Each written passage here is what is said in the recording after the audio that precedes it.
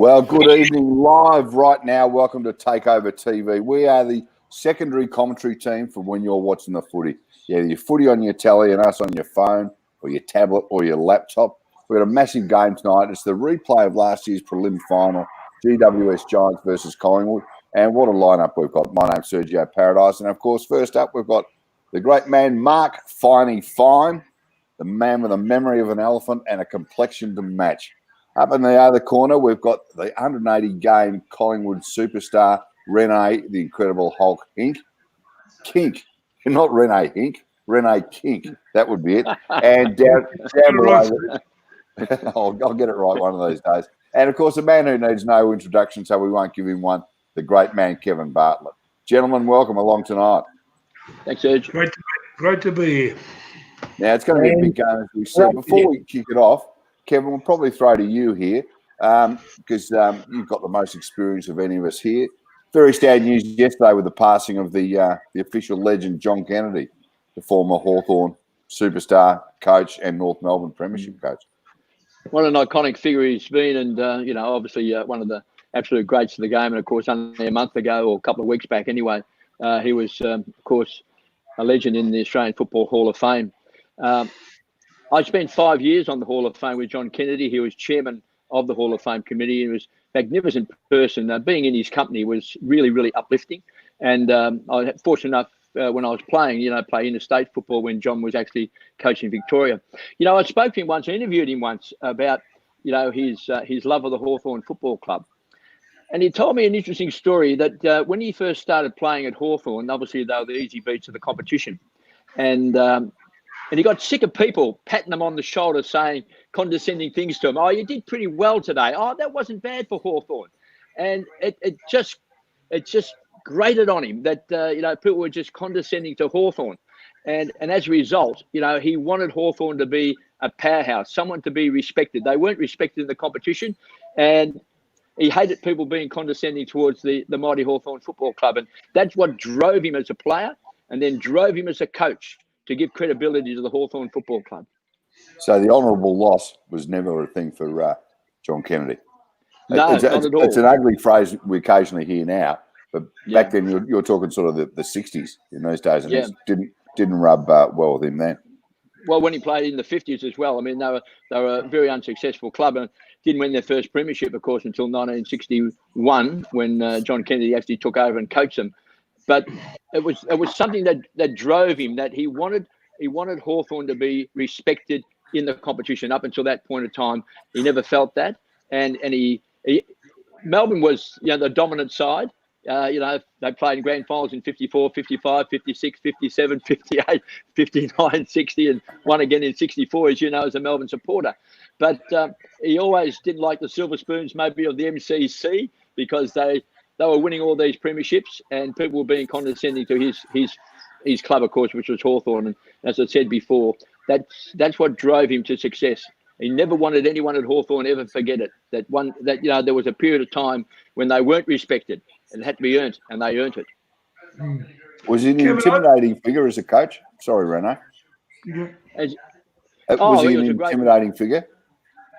Well, I think he was a respected figure, intimidating in terms of his oratory skills. I mean, he had that big baritone voice, didn't he? So, when he spoke, a bit like Alan Jeans, they had that strong voice. They had the inflections all the time. Obviously, great wordsmiths at the same time. And as a result, I heard the other day that Dermot Brereton was saying that in all the times he knew John Kennedy, heard him speak to him as young players and around the club, that never ever heard him swear once in his entire life to get any sort of message across to a playing group or a group of people. He never swore, but he had the turn of phrase and he had the voice and he had the presence. Exactly. My take on it, Kevin, I believe, and you may remember this possibly, that in 1983, or just prior to 1983, the start of the season, Collingwood interviewed John Kennedy to coach them. Yep. I don't know if you're aware of that. And there was some disfaction amongst the committee in regards to the numbers as to say yes or no. And they ended up going with John Carl. But I'm also very, very sure that he was in this position to come to Collingwood and coach. My understanding, my understanding of that, and I don't know whether Finey knows the story, but my understanding of that was that Len Thompson, I think, was part of the selection committee and had quite a big role and a forceful voice around Collingwood at the time. And I think he had spoken to John Kennedy. And my understanding was that, you know, with their conversations that he had, maybe Thurl Merritt might have been with him too. I'm not quite certain who, but I think John Kennedy was under the impression, the way my understanding of the story is that, you know, they wanted him to be coach of Collingwood and he would be coach of Collingwood. And then he got asked to come down to Collingwood to speak to maybe the president and some other people, other board members, went down there and sat down there, and they're sort of asking him about, you know, in the mix to sort of be the coach. So can you coach? I think he said, look, there's a problem here at this club. I mean, I've got a feeling that Len Thompson then were appointing him as coach, and then there was another part of the committee who didn't know that, you know, and they're just having a chat to him. So I think this is going to be too hard. This is going to be too hard, and I think he walked away from it because he thought they were a mess. Yeah, they did. He did walk away from it allegedly. He wasn't happy with them. And there was that, as you said, that little bit of faction amongst them, the argument about should we or shouldn't we. And, of course, they went with John Carl and they paid him an absolute fortune too, because he came from Port Adelaide and won 6 or 7 premierships over there. Yeah, and I played very successful. Yeah, I played on him for a short time before I went to Essendon halfway during that year. And I found him to be a delightful person, great tennis player because I played a lot of tennis with him. But I just couldn't communicate with him in terms of and understand what he wanted. His big catch cry was hit the ball hard. Well, you know, I really do sort of have a go at hitting the ball hard and anything in my way as well. But it just couldn't resonate with me, and I just lost my way, and it was time for me to go, like a lot of my other teammates had gone as well. Rene, I think he was talking about your tennis. I was just about to say, Finey, I'm just trying to picture Rene in a pair of those snug little Bjorn Borg type tennis shorts.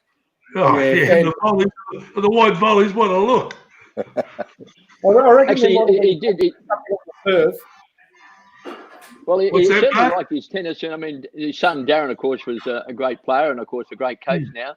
Coaches Simona Halep, who, you know, won the French and is a major champion. But I can remember playing tennis with him one day down at Paran, down at Leggett's down there at Paran. And he was, I think I played with Sam Newman against John Cale and can't recall who else it was. But obviously he loved tennis, and that obviously is that love came through his son in Darren. Yeah, but John was a delightful person. You know, I just loved him as a fella. But unfortunately, I just said to him, look, I can't play in you, John, because I'm not resonating with you with what you're, you know, putting across to me and what you wanted from me. And I just, of course, come off Tommy and you know, chalk and cheese with Tommy. Mm. But they made the finals finally, didn't they, under John Cale the first year? Yeah, they did. Yeah, did they? Yep. Yeah. Well, I think he was better than Murray. And West Fellows won the best and fairest, the Copeland. First year, West. Yeah. I've got a John Kennedy story. I'm relaying it to Jeffrey Poulter, you know, a good friend of ours and a former editor of the Herald Sun. And this is when John Kennedy was at North Melbourne. And Jeff Poulter does a great John Kennedy, so I hope I do it some justice. But he famously one night said, if you look around, you'll see that John Moore isn't here. He's not here because he's back with the flight of the ball. He's not here because he's in hospital. He's a courageous boy, is John, and he may not play this weekend, but then again, he just may.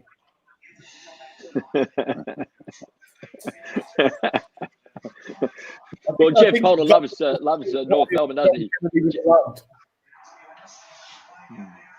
Now, players are out on the ground here, gentlemen. How do we feel about this game tonight? Because the Giants have got back some pretty big names, and Mason Cox is back for Collingwood. You'd have to, on paper, tip Collingwood in this game, wouldn't you not? Well, from my point of view, I believe so. But look, Mumford back and Kobe Green. Toby Green and Josh Kelly. Kelly, of course. He's a football magnet. He gets the ball. Big Cox. Whitford didn't play last week. Who's that? The boy off the halfback flank. He got KO. Whitfield. Yeah. Oh, Lockie Whitfield, yeah. I think both sides are very strong. And they'll be very desperate for a win, GWS. But of course, we're rolling along nicely, and Big Cox is an interesting in. I'm not really sure about that, but he's put him in for a reason. The Giants have won 4 of the last 5 games against Collingwood, so they've had the wood on them in some respect. Yeah. This is the first Friday night game they've played up there at Giants Stadium as well. And the interesting one for me, Serge and Finey and Renee, is that Mumford has come into the side. I thought Sam Jacobs was a good pickup because I thought Mumford towards the end of last year couldn't get off the ground. And I thought, well, Jacobs will give him first use of the ball. But he's been so poor over the last couple of weeks that Mumford is back in the side. And one thing we know about Mumford, he'll give him some grunt around the ball. Well, he got that first tap out just then at the start of the match. But it'll be his physicality around the ball, which over the last couple of weeks they've lost that, the Giants, and I've got a feeling they feel a bit taller when he's out there.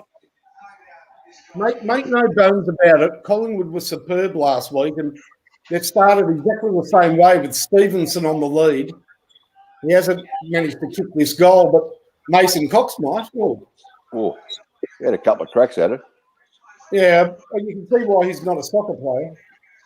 One of the funny things that we just saw there on the goal line there where the Giants are trying to get the ball and Collingwood's trying to kick a goal, and a couple of times you got socked off the ground and ricocheted off feet.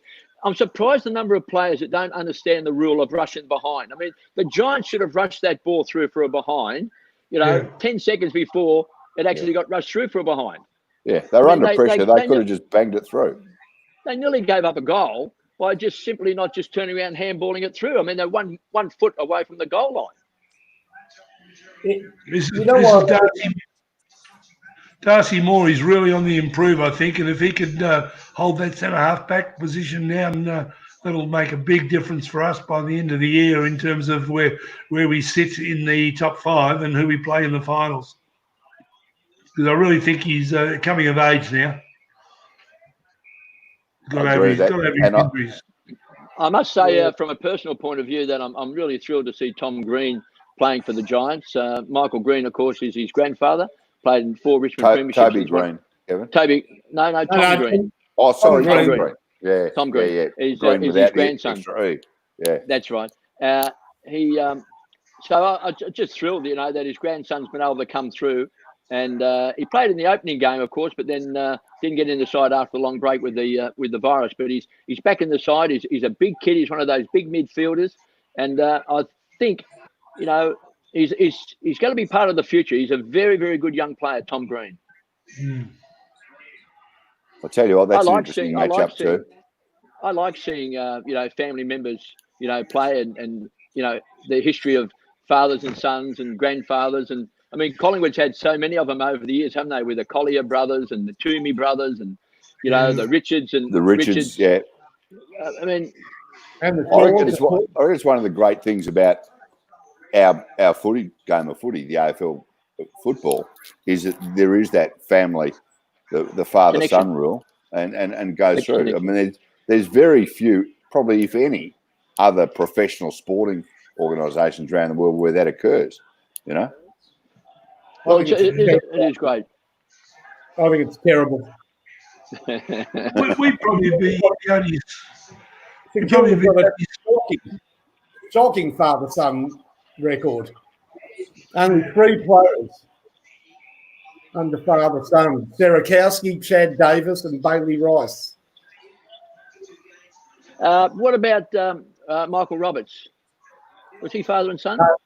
That was before father-son. Yeah. Was he? We'd be the only sport in the world that would have father-son, wouldn't we?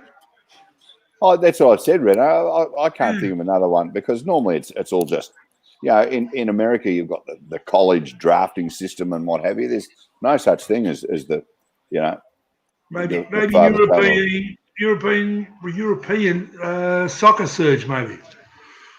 Possibly, but again, I think it's pretty much money. Anywhere else. And the beautiful thing is we've got father-daughter now as well, and all those permutations. Yeah.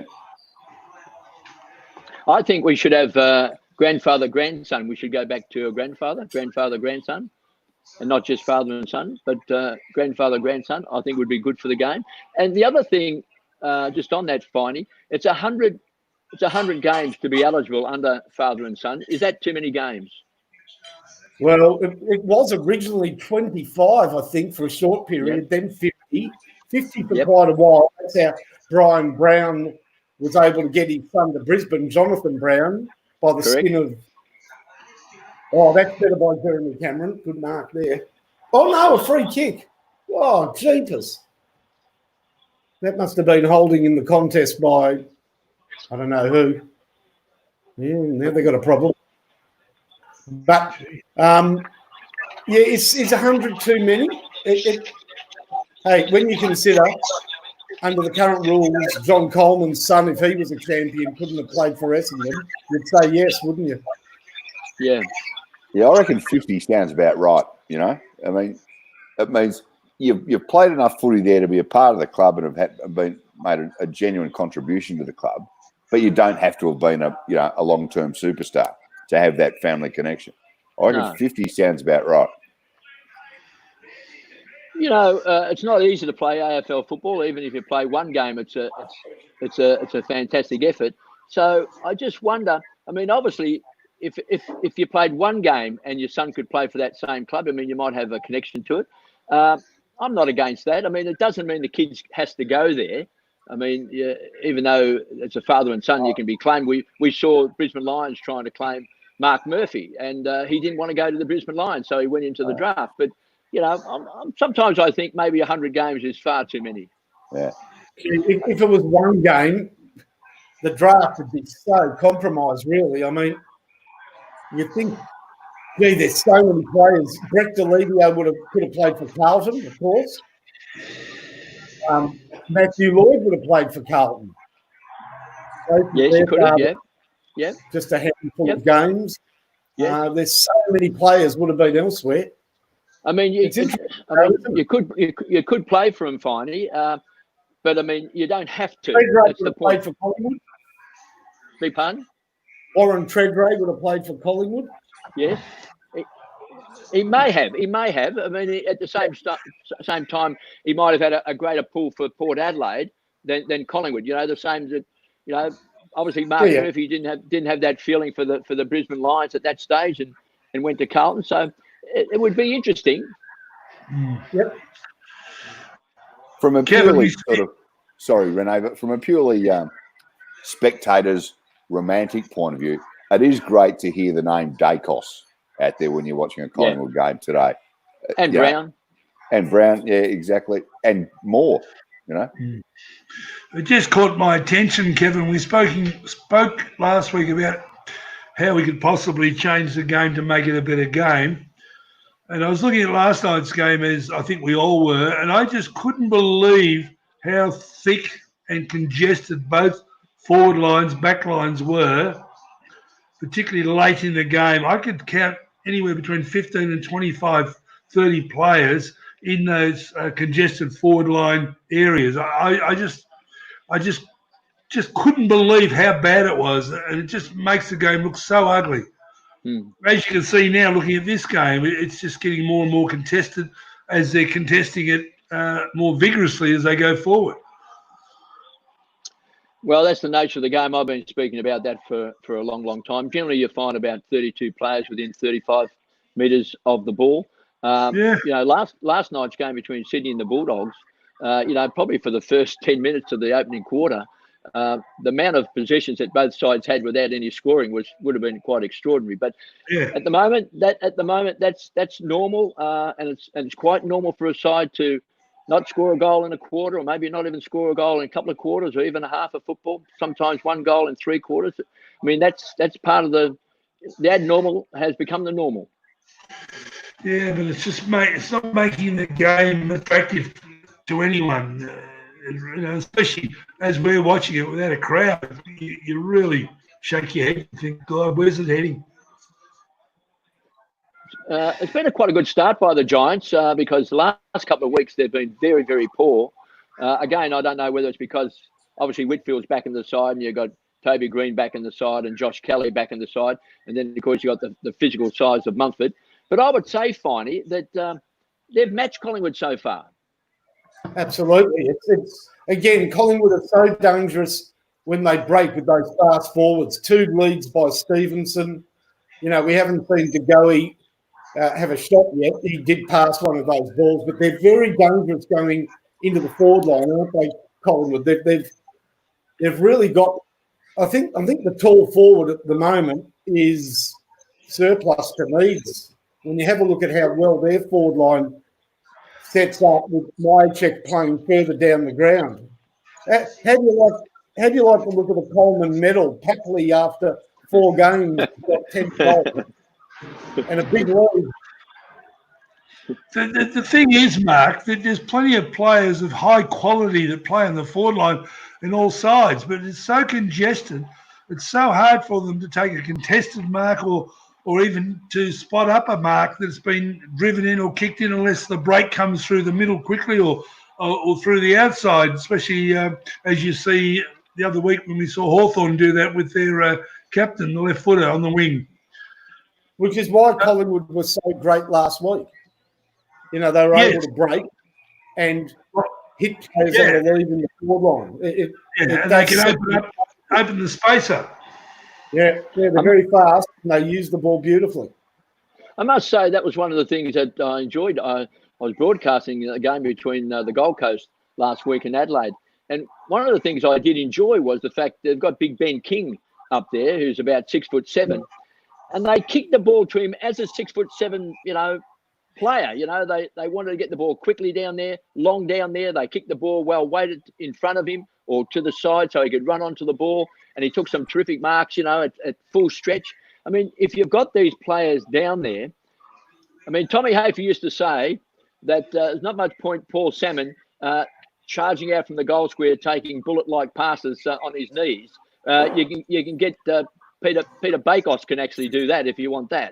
But if you're 6'7", kick the ball to him, in the air. Put it up high. 65 metres, put it up high, and that's where you'll do his damage. And if he doesn't mark it, then it falls to the ground. Then get the little player, to have a chance to, get the crumb.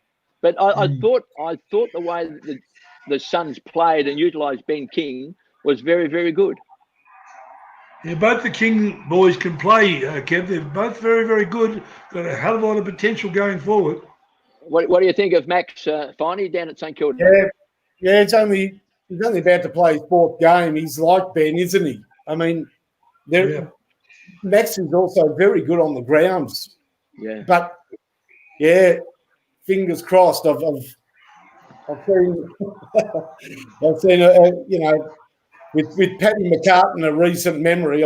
As a St Kilda supporter, you've got your hearts in your mouth every time the big fella goes for the ball. Obviously, completely different situation. Now, gentlemen, I think I mentioned to you last week how I saw a fair bit of the King brothers playing schoolboy footy. There's one other now, who's been Matt Rowell hasn't he suddenly come on in leaps and bounds the last couple of weeks? I saw him play against the King brothers, and he didn't do much that day. But Noah Anderson was the difference between the two sides, who went the number 2 draft pick. So I reckon there's plenty of upside still with Noah Anderson to come. Even though Matt Rowell's just been sensational the last couple of weeks. For number 1 draft pick, he's absolutely, and so many of them take a little while to fit in, but he's absolutely shown why he went number 1 already. Well, he's got 10 coaches' votes 2 weeks in a row, which is an extraordinary effort. The young boy hunts the football, charges after it. He's strong. He's got wide shoulders already. He's got a hunger for the game. And we saw last week he kicked 2 great goals on his non-preferred side as well, which is always a good thing to see. And I suppose the question was posed last week by Matthew Richardson to me, because we were broadcasting that game. Is Matt Rowell now the best midfielder for the Gold Coast Suns? And if so, he'll get targeted and he might get tagged by the opposition. But I think of what we've seen, he's the best Well, midfielder for the Gold Coast. At the moment, he is no question. Yeah, you'd have to say yes. But did you see that piece of play a couple of minutes ago when Grundy put his knee in the turf? See, that didn't look good at all. But a big clod of turf and sand came up. That looks like that's a It very was a fair divot, wasn't it? shifting surface. That didn't look like something a player would want to see at all. That's a great mark. That was a good play. I was thrilled to see that bit of action in because Tom Green, as I said before, the grandson of Michael Green, he's a big kid. He's about 6'3" and he's a tough midfielder, bit like Patrick Cripps and those sorts of guys. Getting that ball out, and then Josh Kelly, the spearing kick, and then of course you've got Cameron who just took that mark on the stretch. The thing I always like about Jeremy Cameron, I know I could moz him here, is that he doesn't need many touches because he's such a great kick. Well, he's lost that mustache. That might put him off. Especially for a left footer. No, he got it there.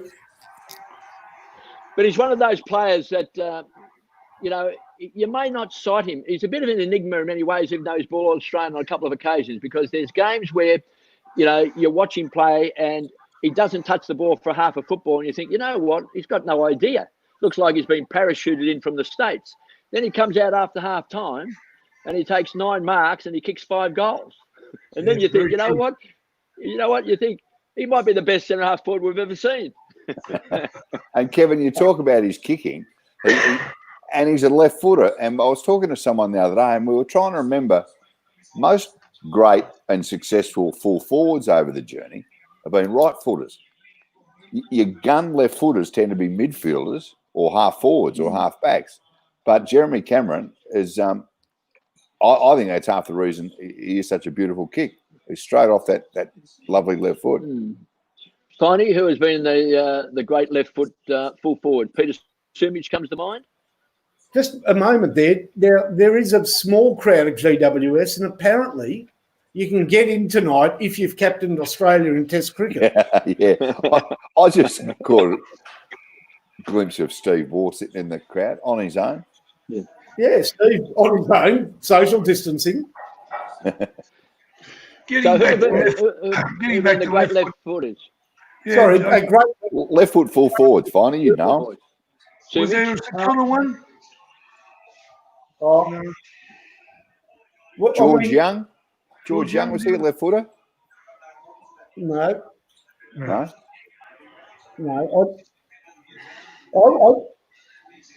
Was there a guy down at Geelong called Noel Racing? Was he a left footer? I think he was. I think you've got to go back to racing. Obviously, Sumich is the one from our time, isn't he? Oh, yeah. Sumich, yeah. I remember that day at Geelong one day put Gavin Exel to full forward against Hawthorn, that big game out at Princes Park, and I think he kicked 9 goals. I was about to say, he kicked a bag, didn't he? He kicked more goals in that game than I reckon he did for the rest of the season. It might have too. Yes, he played at full forward, and I think Hawthorn might have got up and won the game. I think that was a game where they might have kicked. Did they kick 22 goals each that day? It was an extraordinary game. Can you imagine that happening today? What a shootout that would be, 22 goals each. Unheard of these days. That'd take a month. Well, don't forget in the 72 grand final that Carlton beat Richmond. There was 50 goals kicked. They kicked 28, and we only kicked 22. Well, Richmond kicked the second highest score in grand final history. The problem was that the highest was the team that was playing on that day. Yeah. Good point. Well, we've got just under 3 minutes left in the first quarter, and Collingwood haven't kicked a goal yet, and the Giants have kicked 1. And this is one of the things I'm talking about, the modern game of football. This becomes the normal, a lot of arm wrestles, a lot of keepings off, a lot of handballs, a lot of short kicks, but not a great deal of scoring. But this is the way football is played today, and it's not unusual. I mean, we saw the Sydney Swans last night kick 1 point in the first quarter. Collingwood at the moment's kicked 2 points and they're favourite to win the flag. So they may not score a goal in the opening quarter. Doesn't look like it. And against Richmond, Serge, they kicked 1 goal in 3 quarters. Oh, good mark by Darcy Moore. He's taken about 3 or 4 now already in this first quarter. I'll tell you, there's one great matchup out there that is at some point is going to end up in tears or at least pushing and shoving, and that's Toby Green against Braden Maynard. A couple of masterminds there going head-to-head. Become a really important player for them, Maynard. Look at the gully. That was beautiful. Yeah, it was. And Stevenson, how dangerous is he? He seems to get on the end of just so many. He just read that very well then. He did straight off the foot. He knew. And bang, he did that easy too. So 1 goal apiece. 1 point the difference with the Giants, 9 playing 8. Yeah, I thought the Giants had come to play tonight. They made him earn his spot back in the side, didn't they? They brought him back last week. He struggled last year. Obviously, when he came back, there was the gambling issues and that. But they sort of made him earn his spot a bit there, Renee, which their forward line always looks better with Jaden Stevenson because of that exhilarating pace he's got. You know, he's got a bit of speed. He's got some speed. He's got some skill too. You know, he's not afraid to contest a mark and put his body in for. He's not very thick in the body, but he really does put his body into a contest. And he's a quite achiever. Well, he won the NAB Rising Star, so I mean, obviously he was seen as an outstanding young player in his first year. Not everyone goes on in their second or third or fourth years to be maybe as outstanding as they were from the pack in their first year. But I think he's going to be one of those Rising Star winners that'll play a lot of very, very good football. Yeah, we need a lot more out of Jagowie at the moment. I think he can do a lot more, but he's been well held too. So. Oh, gee, Chris, you got turned around then.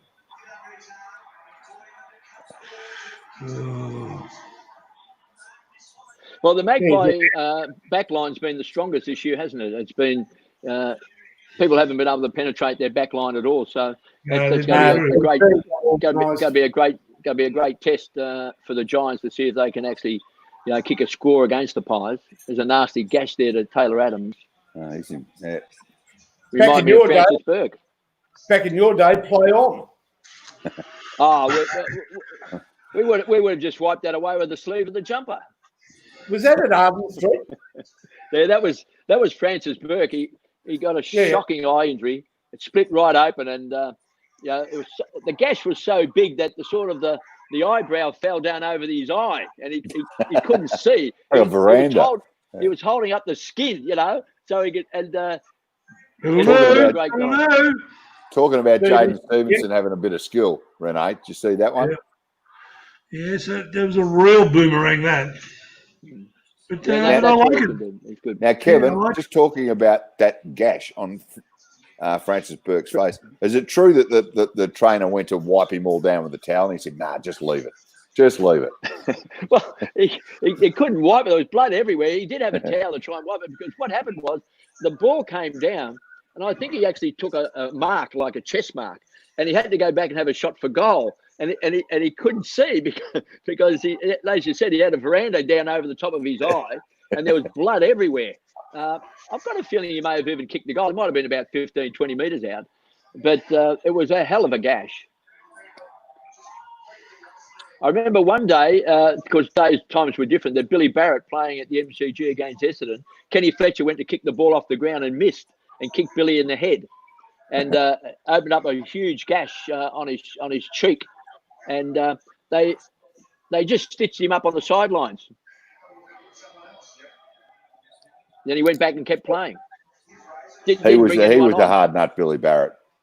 Just stitched him up. Yeah. These days, of course, you can go down in the rooms, but in those days, if you came off and someone came on, well, then obviously you're off the ground. Yeah, I mean, it is. Of course, that was the 19th and 20th man. There was no interchange, of course. Correct.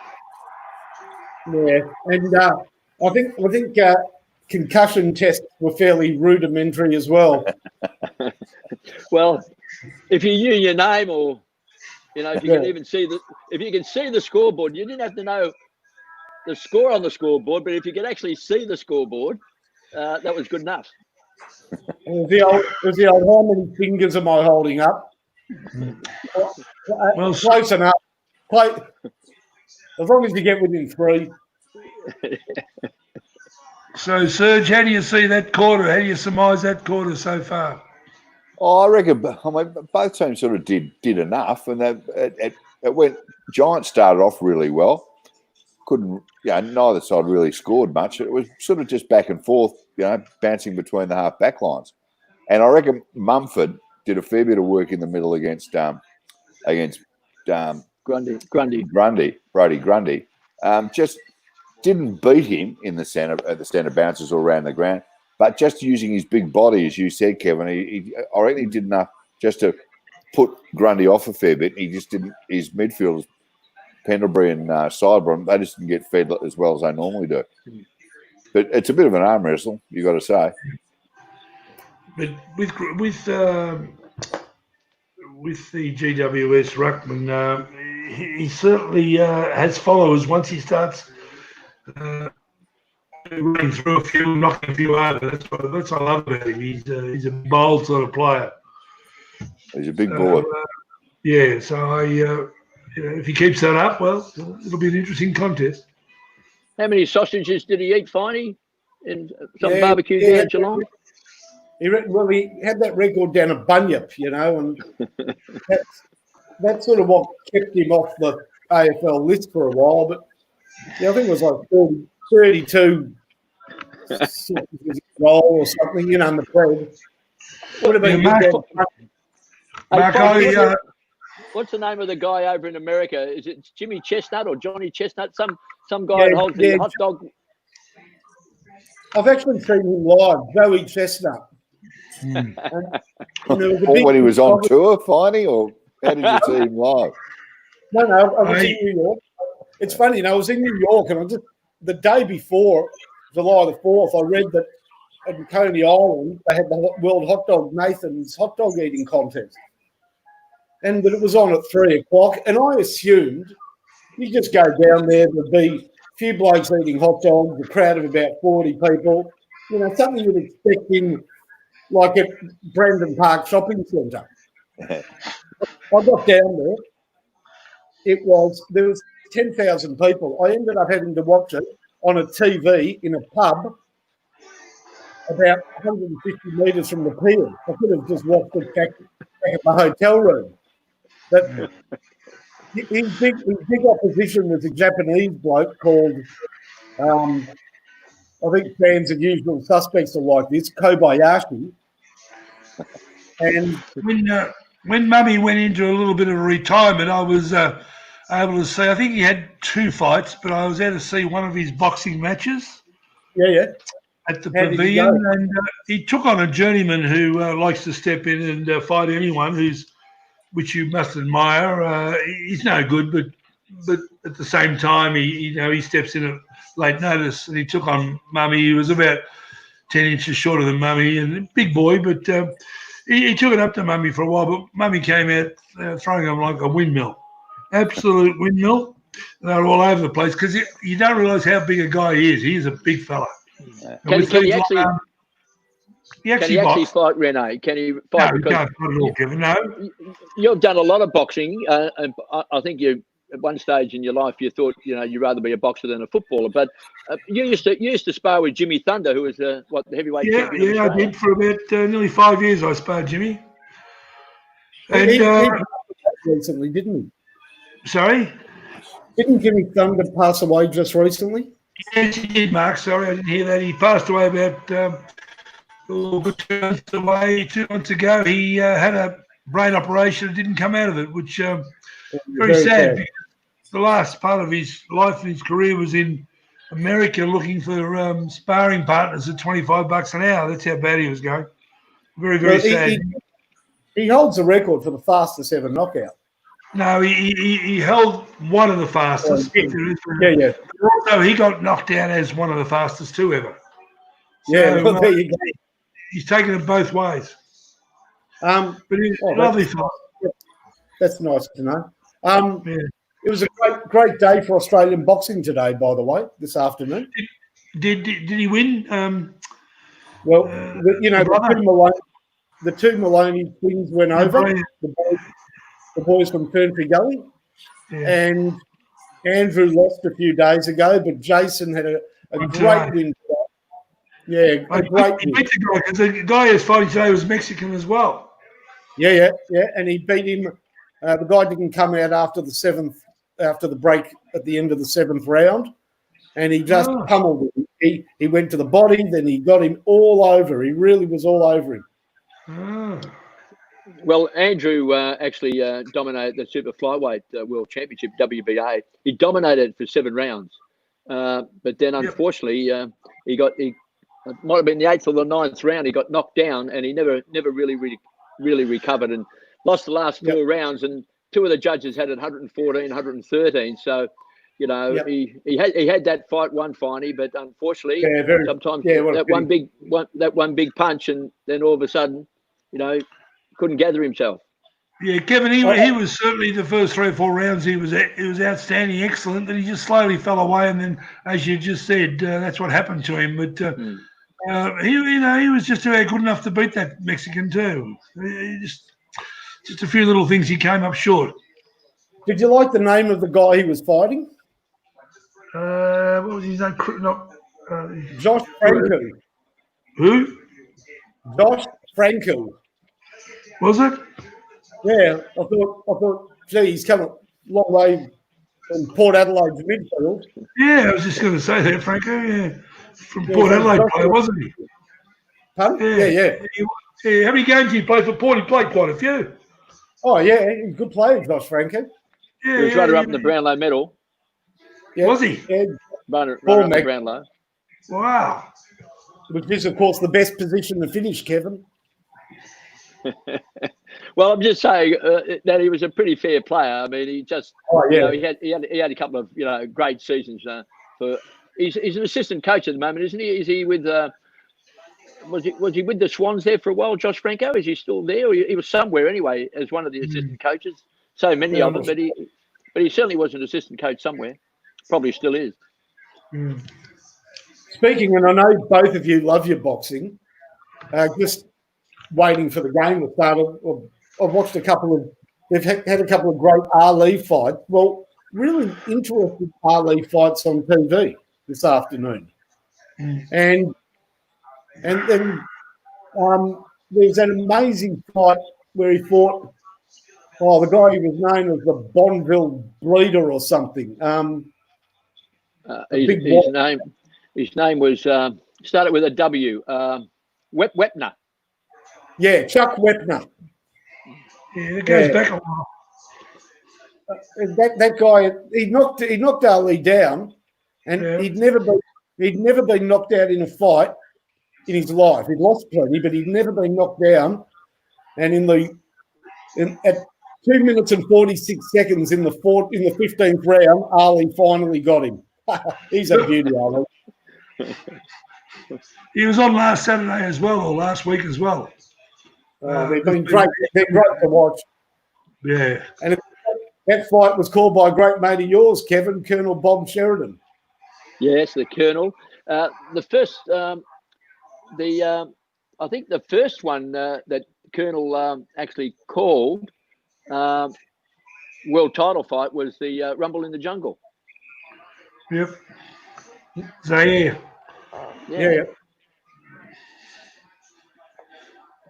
And since then, of course, I think he's called just about more world title fights than any other broadcaster in history. So Mumford's got the ball in this second quarter. So it's 14 points to 9. Collingwood lead by 5 points. And I reckon one thing he does, he gives the Giants a bit of presence around the ball, Mumford. Oh, they love him. He's made a difference tonight, I think, already in this game.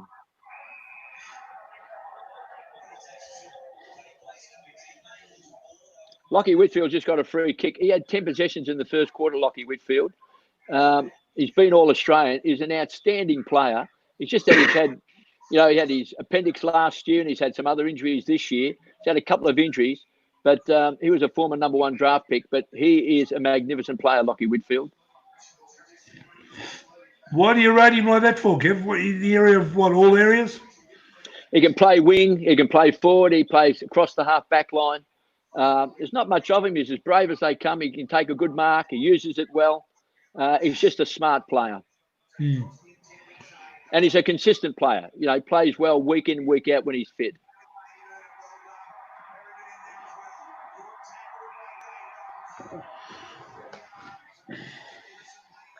Bit of bravado there with Maynard and also with Davis. I think they made a mistake last week going after Bontempelli. You know, all that bravado stuff, didn't have their minds on the game. It always puts a smile on my face. You know, if you want to go around pushing and shoving people, you better win it on the scoreboard. Otherwise, you look at Dill.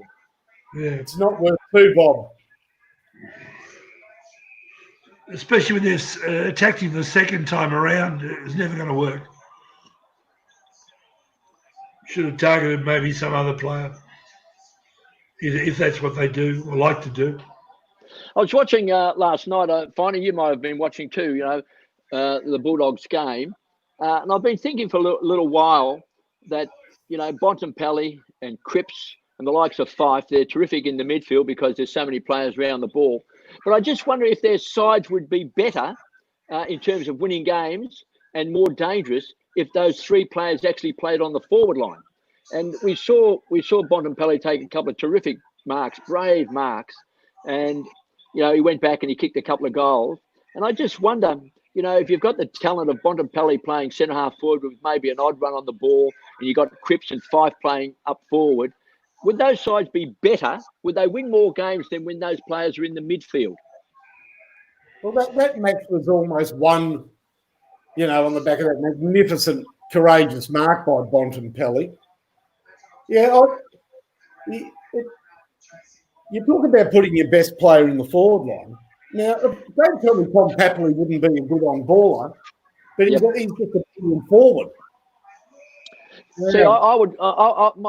My thinking would be, I'm certain that Wayne Carey would have been a terrific midfielder. I reckon Gary Ablett would have been a terrific midfielder, and I reckon Nick Revolt would have been a terrific midfielder. Galloping around the field. And Matthew Richardson of Richmond showed that he could. When he went to the wing, be a terrific, say, midfielder.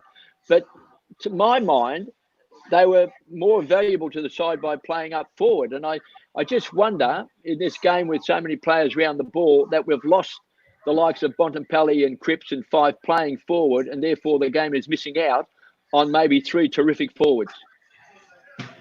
Well, Kevin, the games are going to be decided by teams 9-4. Then you're spot on because all of those players can kick 2 or 3 a week. And that really has to be translated into 6 or 7 back in the day. Yeah.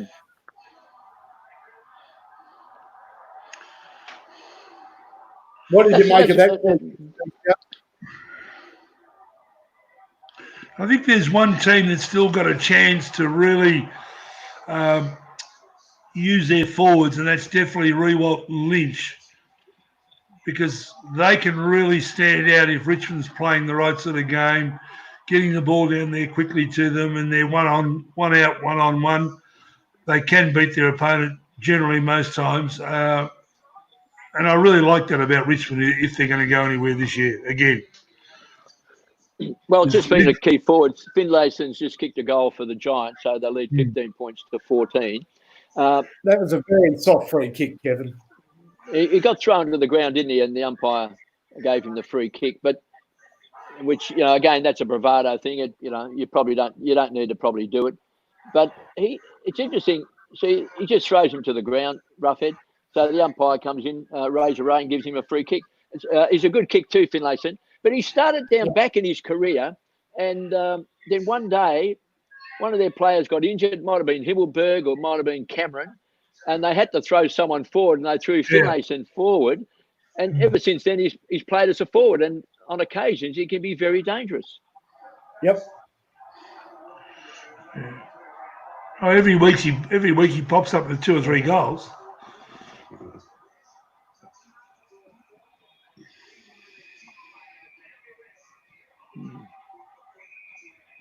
An arm wrestle, that's for sure.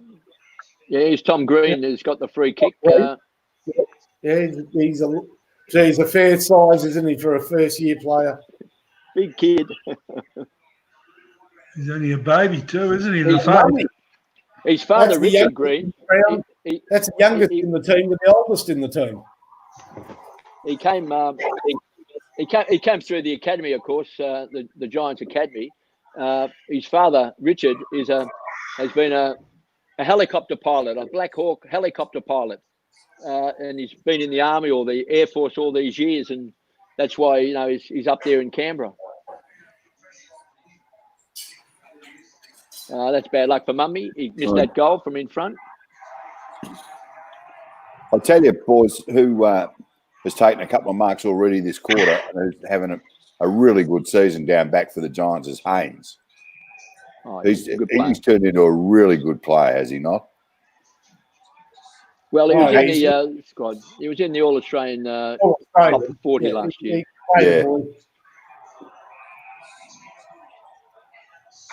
They're on here, Collingwood, if they can get it. Yeah, that's on the road.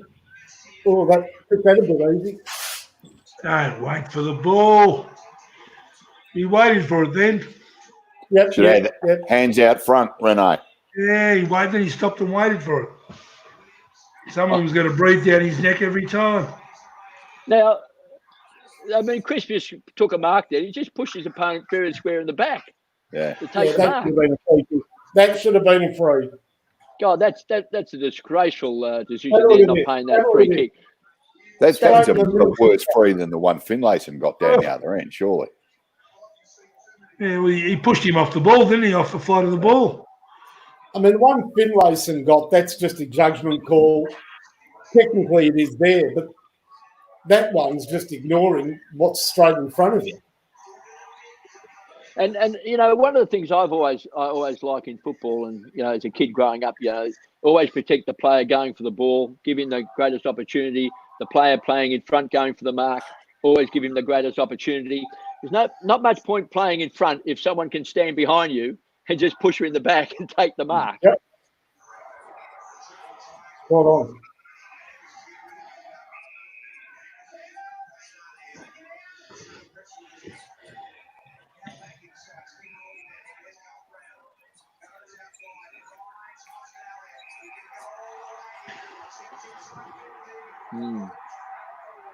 So Collingwood's been wide open on that far side, haven't they, the last couple of efforts? Yeah. Yep. Someone's not doing their job. No. Missing a couple of shots, but they're looking more dangerous, Collingwood. Yeah, there's a couple of opportunities gone missing there, for sure. Yeah. A lot of whistles. There's another strange one.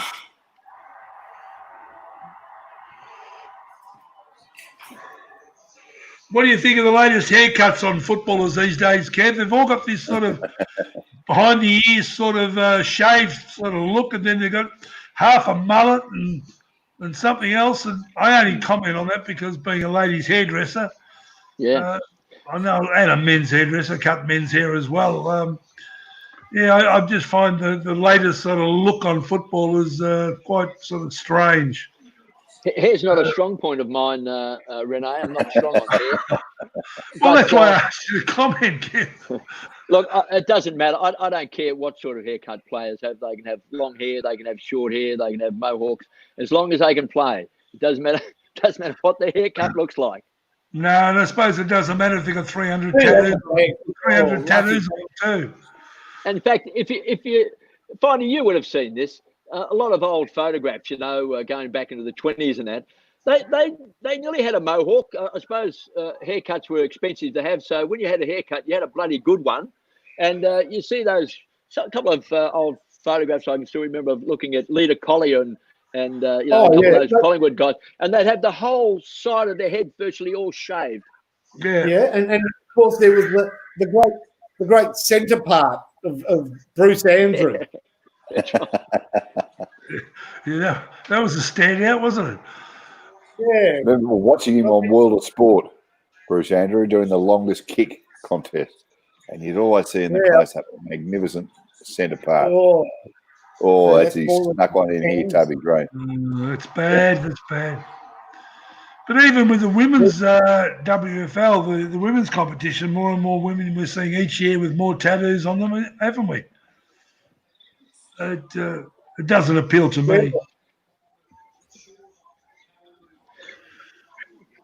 Well, when I first started playing football, there was very few players that had tattoos. I can remember Kevin Murray had tattoos, and I think when he won the Brownlow medal, they used to do a lap of honour at the MCG on grand final day and be presented with their medal. And Kevin Murray, I think, might have been his mum or his father, didn't want to see the tattoo, so he had long sleeve jumper on when he received the Brownlow medal the year he won it in 1969. When he won it in 1969, Robbie McGee came to Richmond from the Bulldogs. He had quite a number of tats at that particular point of time, but it was pretty much a rarity. You didn't see very many players with tattoos, but I think what happens is in this modern day in society that you see all these overseas sports and, pop stars and, tattoos and, the basketball players and football players in America. And we tend to follow a little bit, and it's become the norm, hasn't it? I mean, players start their careers at 18 years of age, and within 3 years, they got sleeves. Just the way it is. Well, Kevin, it's what is the norm now? Because Correct. God bless Dean Laidley, and we want to take care of people like Dean. But bet you back in your day at Richmond, you never frocked up, did you? I didn't know. No. You weren't aware of anyone that frocked up? Because there was a bit of pressure. I reckon Kevin might have played with somebody who frocked up. Well, not to my knowledge. Well, no. We had done a full circle. No, and I had we talk about. He maybe won an award that you never did, Kevin. Well, we talk about Hertia Lumumba, and of course, me being a ladies' hairdresser. Well, what you think I got called? Hello, Renee, good to see you. I did get called a few names leaning towards being on the other side of the fence with the boys, and lucky over a long period of time, the girls saved my life and didn't allow me to go to the other side of the fence. Because my hairdressing salon was kinky hair, and everyone called me kinky. So, and being a ladies' hairdresser, the only one in football, well, what nationality is kink? My mother is Latvian and my father's Estonian. Okay. And then you're Lithuania, so it's the Baltic countries in opposite the No Black wonder Sea. you're handy with the scissors. Well, had a few complaints, not too many. But I want to tell you a story, Renee, that you will completely be bewildered by this, and you will of course not remember it. But when you're a famous footballer and you get spotted, the person who spots you never forgets it. And I go to South Australia quite a bit because of a very close friend of mine. I always race greyhounds. Not at the moment, but we love going to Harndorf, the family and I, because we stayed in Gawler River. And I took the family to Harndorf one day, and on the way back, the kids were nagging me when they were very little to stop at Onkaparinga, which is Oakbank, where they have the jumps races. Yeah, been there, love it. Been to the jumps a few times. There's a chocolate factory there at Oakbank or Onkaparinga, up on the hill. I must have missed that. It's unbelievable that I missed that. You didn't miss it because I went in there and you were there at that chocolate factory. I'm telling lies, Mark. I'm sorry. So you were in there and I was in there too. Yeah, it wasn't really a chocolate factory, it was just a place to buy chocolates. I think I had the 2 kilo bag and I looked across at you at the 1 kilo bag. Well, I was going to say something. I was going to say, "G'day, Taco Donahue," or whatever. Yeah. And I said to one of my kids, I said, "That guy played league football." Now, I don't want to be rude, but my kid said, "Not last week, he didn't." How many years after was that? I got all nervous because I thought you might have heard. How many years after was that when I retired? Was it? It was a few years. Hey, it was a few years afterwards, and let me tell you, I've got to say, you're probably in better nick now, so more power to you than you were then. Yeah. Well, I'm 63, mate, and I've been out for 34 years. But from your biggest weight, you've lost a bit of weight. You look bloody healthy for a 63-year-old. Thanks for the close-up. Was there time you did put on weight post-footy? Sorry, Mark? Did you put on some weight post-football? Because you look much healthier now.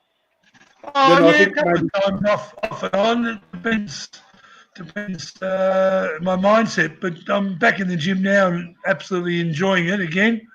And, I need to drop a few Ks, and I will do that over the sort of 6-month period. I won't bust my pupper because you can't afford to at 63. And because I enjoy it, and it's a discipline thing where I get up and push myself every morning to do it, I really do enjoy it, and the results will come, but I'm not there to break any records in regards of immediate results. Just a little bit at a time, and I'll be very comfortable. I reckon there's probably some Latvian and Estonian home specialties that are hard to... that Eastern European food's lovely.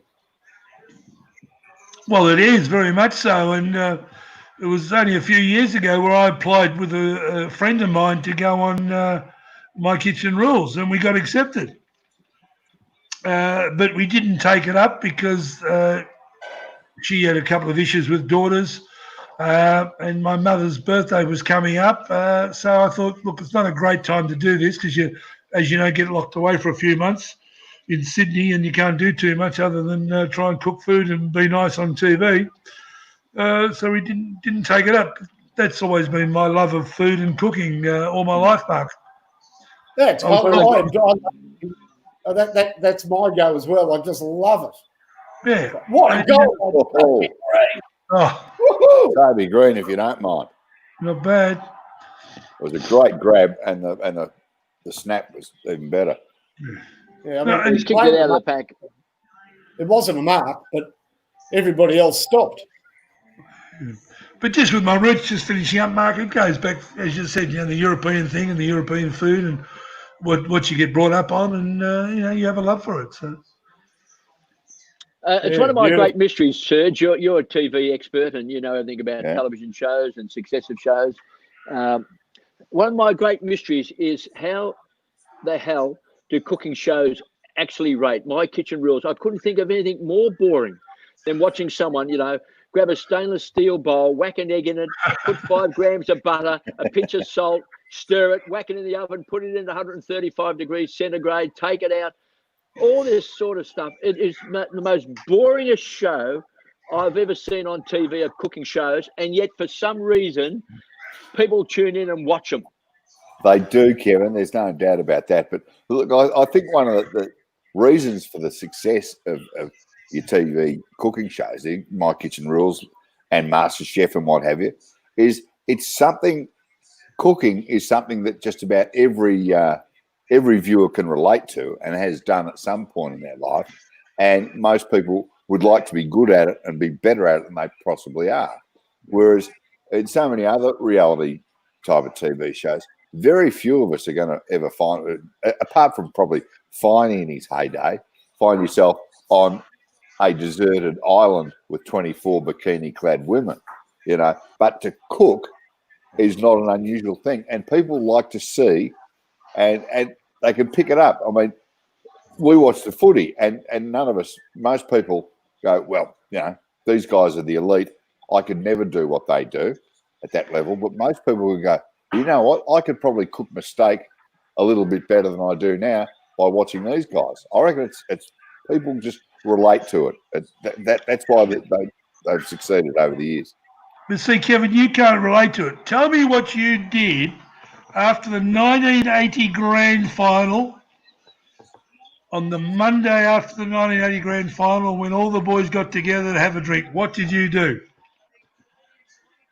I think they went down to Wales pub. I think No, I that's where said, we what went. did you do? Well, no, I went down there and had a counter lunch, whatever, with the boys. And Did you? Okay. I heard on the mail, the good mail was that you stayed home.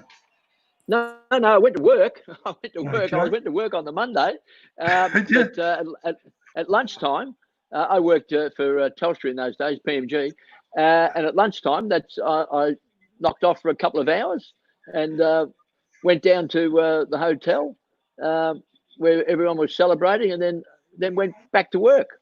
So you went to work first. You were just a marvel. You just checked in, clocked in, and said, "I'm going now. It's my time." Fantastic, Ken. Well, I think you walked out the door and your wife said, "Get going, because you are a bloody ball. Get out of the joint." Do you like cooking shows, Finey? You know what? I really get frustrated by these Australian ones that they're more. They're sort of reality. What's happening with the footy? We've got another goal here, Collingwood. 4-4 apiece. They're dragged out over. I think anything that rates in Australia gets 4 or 5 months on TV, which is ridiculous. I love a good cooking show. I like all the Rick Stein shows. I'm a fan of a few of the international chefs. I love ones that take you to different parts of the world because I love cooking. And I've got to say, I'm a pretty dab hand. There's not many dishes that I can't recreate, except obviously these fancy top line, fancy, crazy ones. But I love making paella, the Spanish rice dish. I've been making some cabbage rolls lately, some Polish cabbage rolls. I don't know. Just when you Mark, can I ask you, what's your take on Gordon Ramsay? I've watched his cooking shows when he's actually just cooking, when he's not swearing, when he's not playing up. I'm not interested in his cooking. I'm interested in him. I'm saying when he's cooking, he's actually he's a very good TV chef, but he's caught up obviously in the sort of being the I used to do a show called Finey's Final Siren after the footy, and I think he wants to be the Finey's Final Siren of cooking. We used to say. I just wish I was allowed to swear as much as he does. That would have been good radio. Yeah, Finey. He created a character, is what he's done, and he's milked that. Gordon Ramsay, he's created that character, and he's milked it as far as it will go, and it's made him millions, tens of millions of dollars, and he ain't going to be backing off now and suddenly becoming the nice guy. Oh, look, well, he is actually, because his latest series, he goes to all these far-flung places in the world and cooks with the locals. There's none of the swearing. In fact, he's very respectful, and he basically hunkers down with sort of locals in very faraway settings, and it's good TV. Okay. I don't condone his swearing at all, because I think it's a bit crude and rude more often than not. But you got to give it to him, because he does tell the truth, and a lot of us don't want to hear that truth. But let me tell you, 5 minutes later, you walk away and you think about it, and you say, "Yeah, geez, he was right." Oh, Renee, who cares if you can't cook an egg or something like that, or your custard's been milked or too hot. Just because your beautiful wife Kevin has been there 24/7 for you. No one cares about it. One of the messages coming through saying that obviously I don't do any cooking. I don't cook. I can live on jam sandwiches and Vegemite sandwiches. So that's I can live on that. I can live on that, or go down the fish and chip shop. But who cares if you pull it out and the roast potatoes are not browned enough or something like that, or the peas are cold? No one cares. Me. Hey, Kevin, what's the fanciest thing you've ever eaten? I don't eat any fancy food whatsoever. I'm not very adventurous when it comes to food. It's got to be very, very basic. What do we describe as fancy, Kevin? Fancy is anything other than potatoes, pumpkin, peas, beans, cauliflower, chops, bit of steak, sausage. Have you ever had a vindaloo, a curry? No, I don't like anything hot. Have you ever had a Chateaubriand, Kevin? No. You must try one day. It's beautiful. You know, it's funny. You like to know what it's all about, don't you? Even Denise says to me, we've been married for just on 50 years. And, at night she turns around and she says, you know what? I'm sick and tired of cooking. And I think to myself, so would I be if I was cooking all that sort of rubbish for all these years. Cooking is the most boringest thing on the planet. The only thing I'm good at is that I'm good at cleaning up. Denise does all the cooking, don't you, sweetie? He does all the cooking. Yeah. And I do all the cleaning up. Well, it's a square off. It's very fair, Kevin. It's must be very satisfying. Square Must be very satisfying for Denise cooking for you. Very rewarding. No, I'm the worst person to cook for, but that's what I'm saying. Those cooking shows.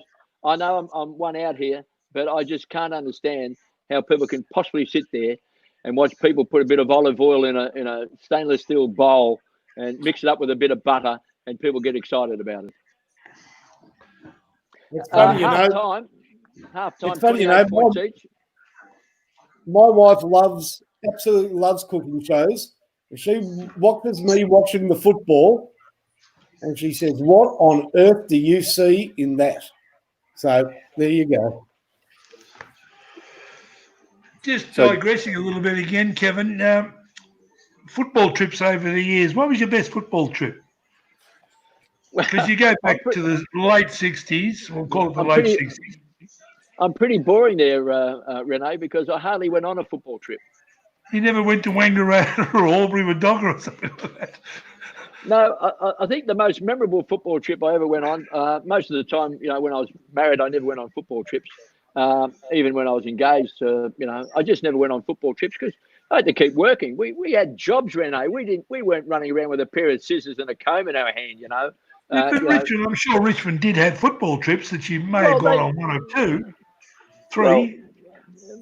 Well, in all the years I was there, maybe I went on one or two of them. I remember the first trip I ever went on was in 1966. So that was my second year. And Richmond decided that they would put us on the Marconi, the boat, the Marconi, and that sailed to Sydney.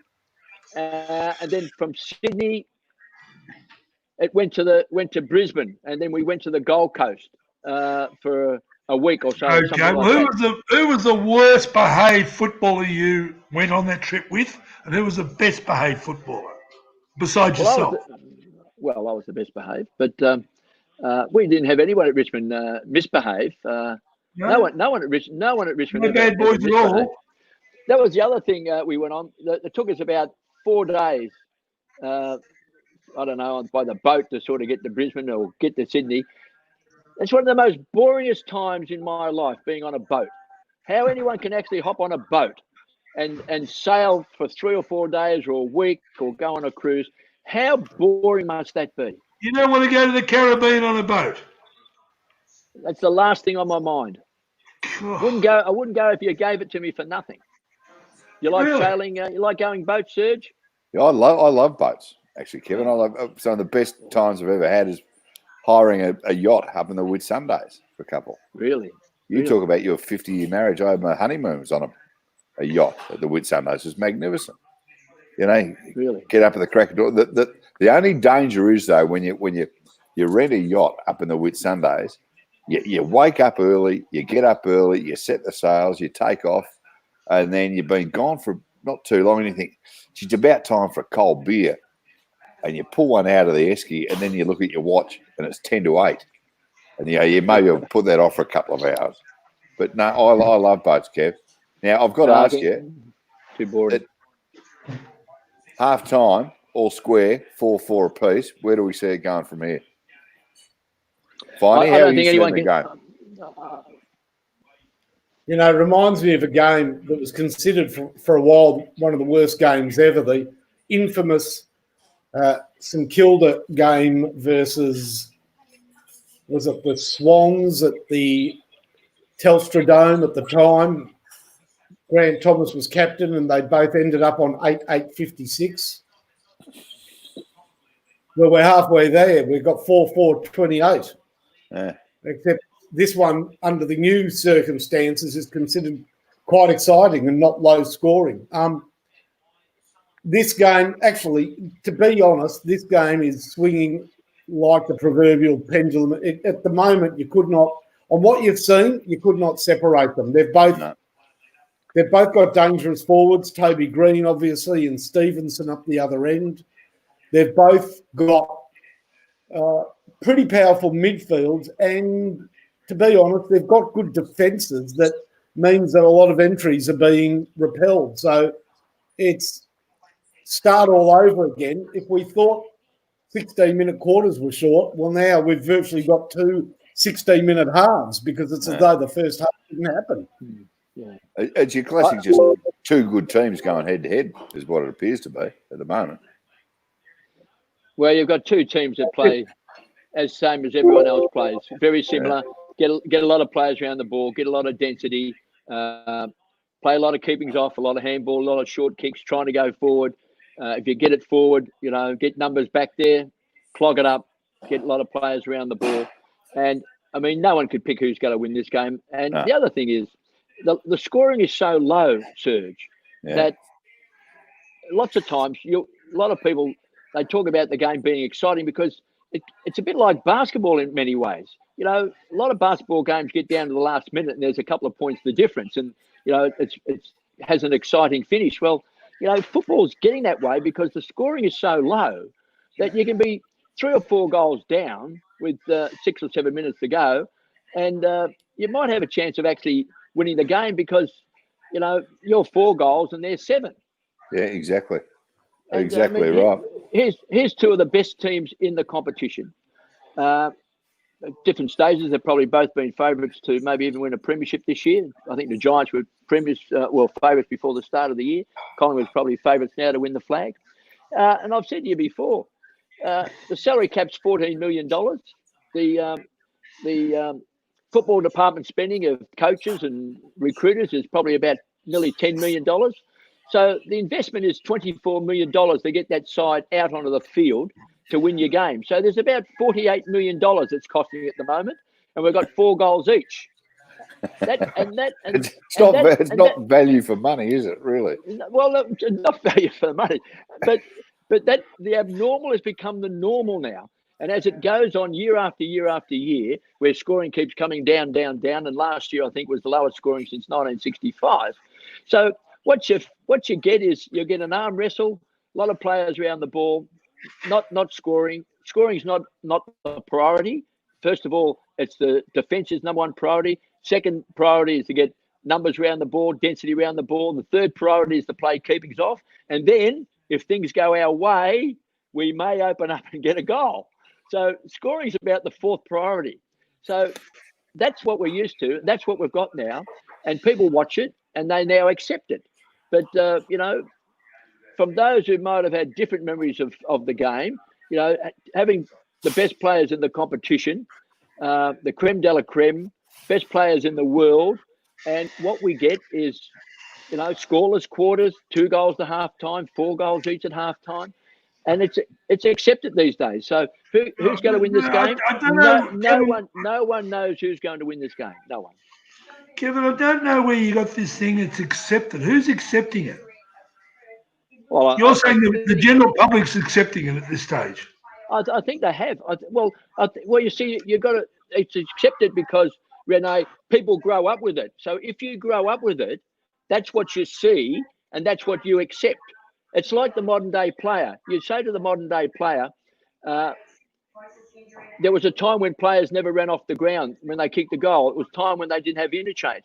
They would find that hard to believe because they've been brought up on interchange, on and off the ground, that they can't play a full game, that when you get tired, you take your breath off the ground, you don't take your breath on the ground. That becomes the normal. That's what becomes accepted in the game. So people watch it. So those watching the game and those playing the game, they believe that is how the game is played. Yeah, that's why it's accepted. I've still got a problem with it. No, but you come from. But you see, you've come from a different era. See, you've come. Yeah, I understand that. Yeah, you're right, Kev, because the last 10, 15 years, it has changed dramatically, hasn't it? Football in how it's played. Yeah. Well, not how it's played, but the way the game is set up to be played. Well, know, in terms of interchange, see, interchange came in 1977, and interchange when it came in was so you could have an injured player come off the ground and you could put someone on, so you wouldn't have an injured player out on the ground. So it was all to do with injuries. As the years have gone on, it's no longer for injuries. It's a tactic. It becomes a tactic. Interchange has got nothing to do with injured players anymore. In 1980, the 1980 grand final, interchange came in 1977. So what, 77, 78, 79. So 4 years into interchange in 1980. Richmond made its first interchange in the grand final at the 13-minute mark of the last quarter when they brought on our captain, Bruce Monteith. And our second interchange for the game was Darryl Freem came on at the 26-minute mark of the final quarter. That was the two interchange. Yet you could have to make any changes whatsoever, Kevin. So what I'm saying is, I was out there. I know all about it. No, but the point I'm making is that it was used for injured players or right at the end of the game to put someone on the ground. It wasn't used as a tactic of. I mean, Bruce Monteith and Freem could have come on 25 times in the game if the coaches had wanted them to. But it was used. The other week you said something about the game will be better in regards to the way you look and spoken about interchange, and it should be changed in a way, you said. Well, I don't think that we should be having the number of interchanges that we've got. Interchanges, I'd do away with the interchanges and just have people sitting on the bench. But that's, to be realistic, that's never going to happen. But it's got to be wound right back, interchange, so you just don't have a massive, fresh players coming on and off the ground all the time. The number of interchanges you're saying, Kevin, on and off the ground. Yes, that's the problem. I don't see. What is the average? 90 or 80 or something, isn't the average? Average interchanges for a team? It's 90 now, but of course it can be a few more than that. It can be a few more because that doesn't count the 4 interchanges at quarter time, half time, 3/4 time. And if you want to in the last quarter, if you've got injured players, you can have another 4. So in total, you can have as many as 106. It's far too many at 90. Let's get it down to about 20, and let's just see what effect it has on the game 20. In terms of. Let's get it down to 20. Turnaround 90 to 20 or 80 to 20. Yeah, that's a massive turnaround. Kevin, is dropping it back to 20, is that as unrealistic as dropping it completely? Do you think? Well, you see, I was interested in Renee's response then, saying, "What, from 90 to 20? You can't do that. I can't believe it. It sounds like it's so radical." For 90 years, they operated with one person on the bench, which came in, I think, 1947. And then a few years after that, they had 2 on the bench. So for 90 years of football, it wasn't radical to get down to just 2 interchanges for the total of the game. So I'm saying we might get it down to 20, and let's see what that makes to the game in terms of spreading out game out, more contests within contests all over the ground, players spreading their effort all over the ground, bringing back some iconic features of the game, which may even be that you may see someone like a Dunstall, or you may see a Lockett or a John Coleman, or someone like that who just may kick 100 goals in the season, which was a fantastic part of the game of Australian rules football. We've just about got rid of the 100-goal kicker. It's a bit like cricket bringing in rules so that you can't score a century. Well, we've just about done that with football, where you can't kick 100 goals in a season. Not at the moment, not the way. It's so hard to believe that Peter Hudson kicked 150, and you look at our game now, and you just shake your head and say it's just impossible. Peter Hudson, Jezelenko, Wade, Dunstall, Lockett. They're the iconic players.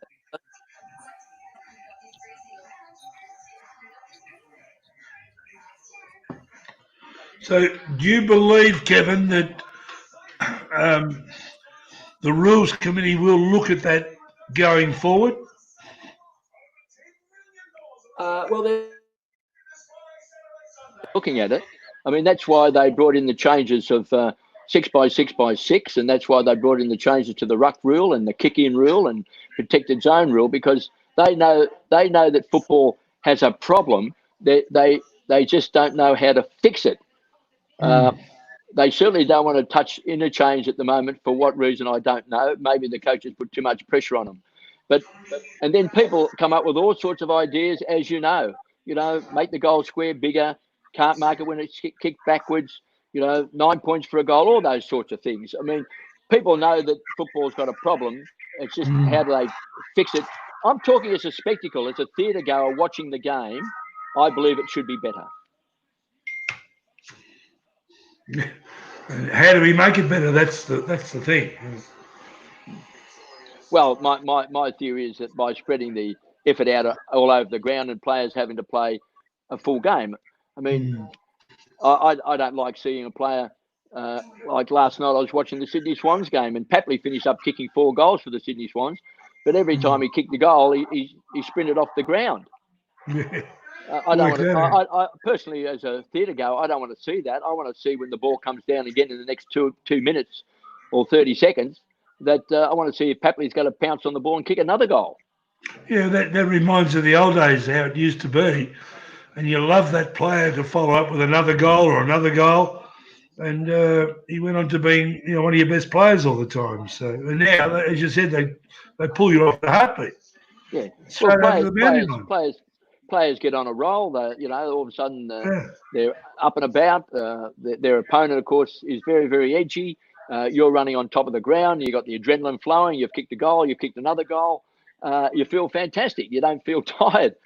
It's like when you win a grand final. When the final siren sounds, no one feels tired on the winning side.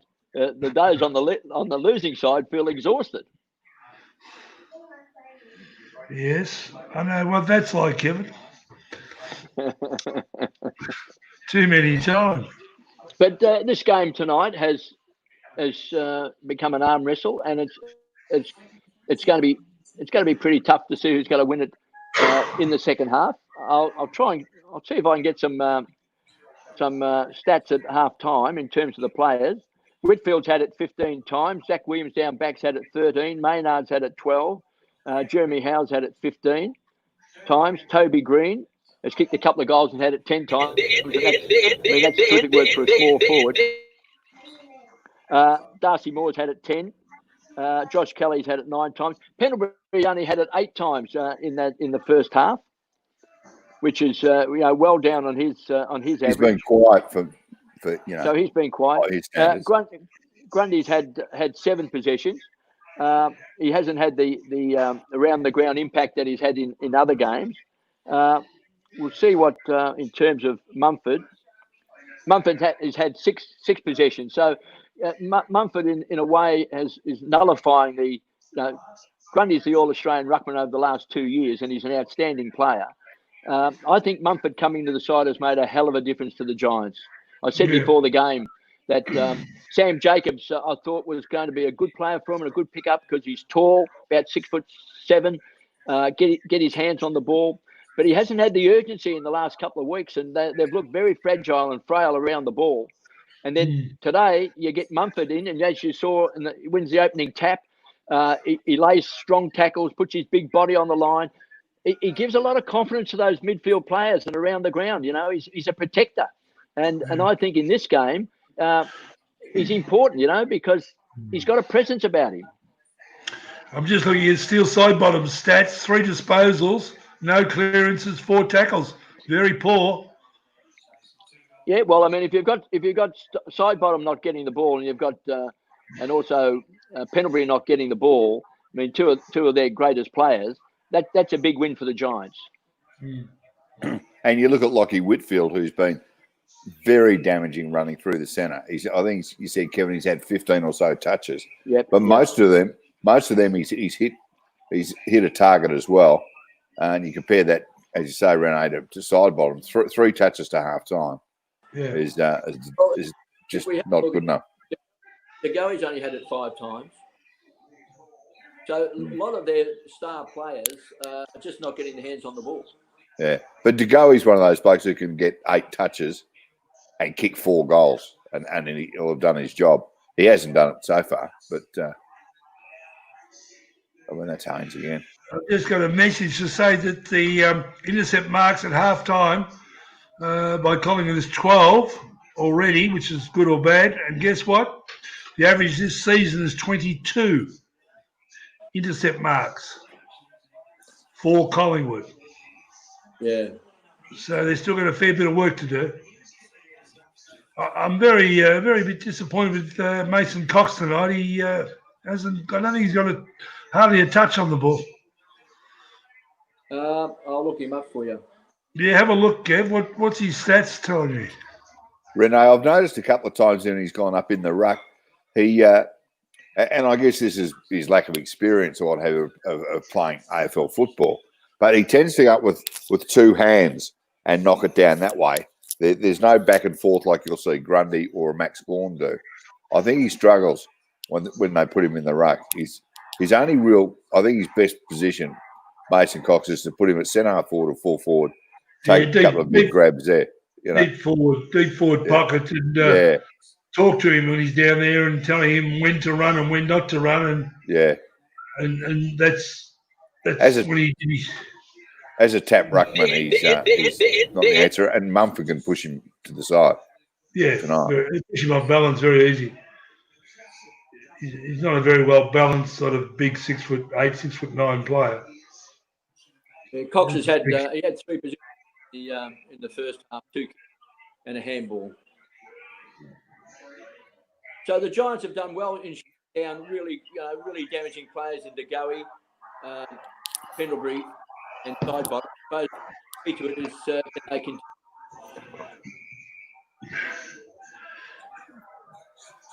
Yeah. So it's 28 points each. We've got 13 and a half minutes to go in this third quarter. Okay. Yeah, I'm a bit disappointed with Sidebottom again. I'm not a real Sidebottom fan because when it's going to be in there tight and tough and scrounge and fight and bite, I find he's a bit of an outside player too often. And yes, he can get the ball in terms of deliver it and use it very, very well. He's got a nice free kick then. But I just don't think his stats really do him any justice because they're not high enough when it really counts in the big games. Well, I think Sidebottom's been a fantastic player. I think he's been a big game player, and he's been so important to Collingwood's success. In the midfield, he's such a hard runner. I've got a different opinion of Sidebottom than yourself there, Renee. I think he's marvellous. But I mean, Kevin, I'm a big believer. I love players who play on the ball or have got the ability to get the ball enough, be it around the centre or forward of centre. I want to see goals. I want to see the ball being used.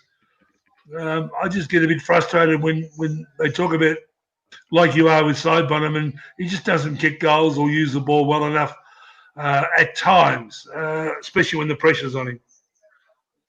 That's one of the things that the modern game has lost. And we talked before about, where the 100 goal kicker has disappeared.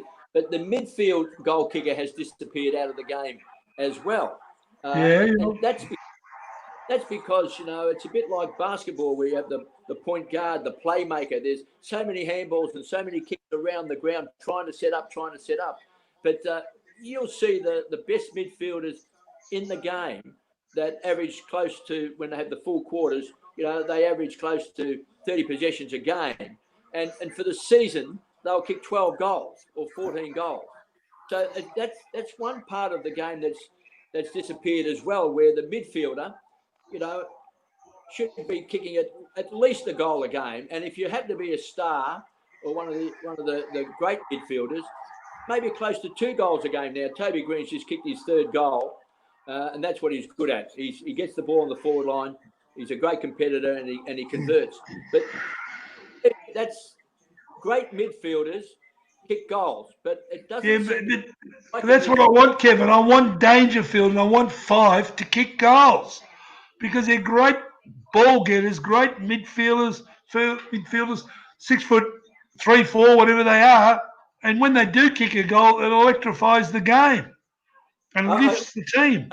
Fresh off the forward line if you got your midfield kicking goals. All I'm saying is I wouldn't be bagging Sidebottom for not kicking goals because he's not the only great midfielder who doesn't kick goals. I mean, finally, he'll tell you himself that, not too many of the great midfielders actually kick goals, playing in the midfield. They just don't kick goals. They're not goal kickers. It's not in their psyche. It's not in their psyche. Well, Kevin, when you were playing, I mean, you were just about the preeminent rover of your whole sort of generation there. But you wouldn't have run out into the ground. You would have expected to kick a couple each week, wouldn't you? And you probably averaged that over your career. But you would, as a first rover and resting in the forward pocket, if you'd walked off the ground with a handful of, quite a few possessions, but no goals, you would have thought, yeah, probably wasn't my greatest day out there today. Well, it was expected as a midfielder that you would kick goals. Exactly, that's my point. I'm playing in the midfield for the first 15 years of my career. The last 4 I played as a small forward.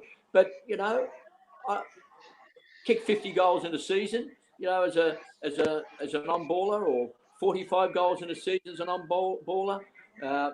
You'd be trying to kick a couple of goals a game. That was sort of half expected that if you could do that, you were contributing to the side. But it was in the psyche of me playing as a midfielder and other midfielders at that time that part of your role was also to kick a couple of goals, or at least try and kick 1 goal a game. But I don't think it's not in the psyche of midfield players today. You take Adam Treloar, who's not playing here tonight, who is a fantastic midfielder. He's a gun. He's a real jet for Collingwood. But he doesn't kick a lot of goals. Maybe at the end of the season, he might kick 12 or 13 or 14 or something like that. But he's just the same as most other midfielders these days, and that is that it's not in their makeup to have that authority. There's a reason, and I reckon there's a reason why. Because when Kevin wasn't roving, he'd be in the forward pocket resting, and all rovers were expected to kick goals when they were resting. Now, of course, you rest on the interchange bench, and there's no real psychology of on-ballers resting and kicking goals. Imagine Lee Matthews in the modern game, what a waste it would be not having him go up forward for part of the game. Yeah, that's what I'm saying. If we could spread our efforts out all over the field by players being on the ground and less interchange, that's another feature of the game that I think would come back into it. This looks like a goal coming up for the Giants. That's a good kick. Tommy Green. That was kicked by Tom Green, Michael Green's grandson. And they now lead by 12 points, which is a massive margin in this game.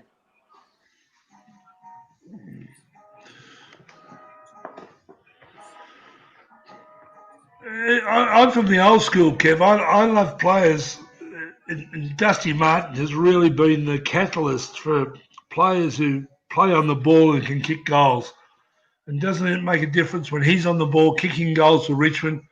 And don't they follow? And don't they want to be a part of getting the ball to someone or be a part of it themselves to kick goals? And it's just, last year was just magnificent to watch. Why is it, when I first started playing, I was skinny arms and skinny legs. at 18 years of age.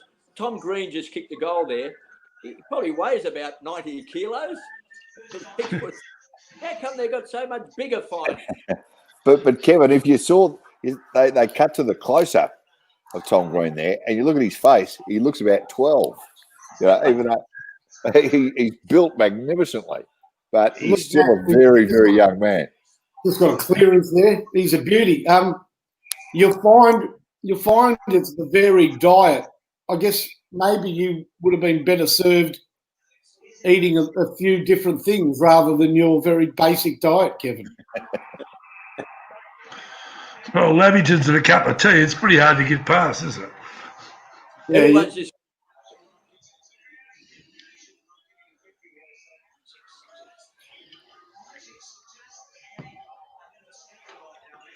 Toby Green is he's an interesting player, Toby, wasn't he? When he first started with the Giants, he's kicked 3 goals tonight and he's been a star up forward. He's been All-Australian on a couple of occasions. But in his first year of AFL football, when Kevin Sheedy coached the Giants, I think he averaged something like 26 possessions a game in his first season as the Giants as an on-baller. But they had so many on-ballers, you know, with Treloar and Dylan Shield and Devon Smith and those players and Callum Ward, that they didn't have room for them all to play on ball. And then, you know, someone came up with a bright idea, let's play him as a small forward. And when he's fit and well and playing, he's the best in the game as a small forward. He kicks goals. That's why he's been All-Australian on a couple of occasions. So it's been a great transformation for Toby Green to go from a midfield player getting 26 possessions a game to being Here we go. We might have busted the game open here. Probably going to open it. So Go like this. Gee, Steve Ward's getting a bit excited up there, Finey. Yeah. I didn't know he was such a keen GWS man. No, who'd have thought? I'm not saying... in the preliminary final, didn't they? They came out in the third quarter and blew them away in the third quarter. Yeah, they almost blew it, but they did hang on for the win. I'm not saying he plays like this player, but Tom Green, when he picks up the ball and kicks it, it looks like he reminds me of John Blakey. He looks a bit like him. Have a look at him next time he picks it up and kicks the ball. Very different player, of course, but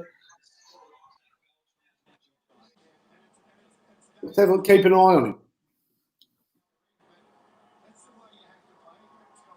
So this will be interesting. This will be a good test now for Collingwood to see some of those players that we spoke about before who have really struggled to get into the game, whether or not they can dig deep and somehow produce something for Collingwood.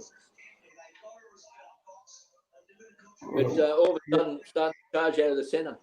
Hopper, strong too.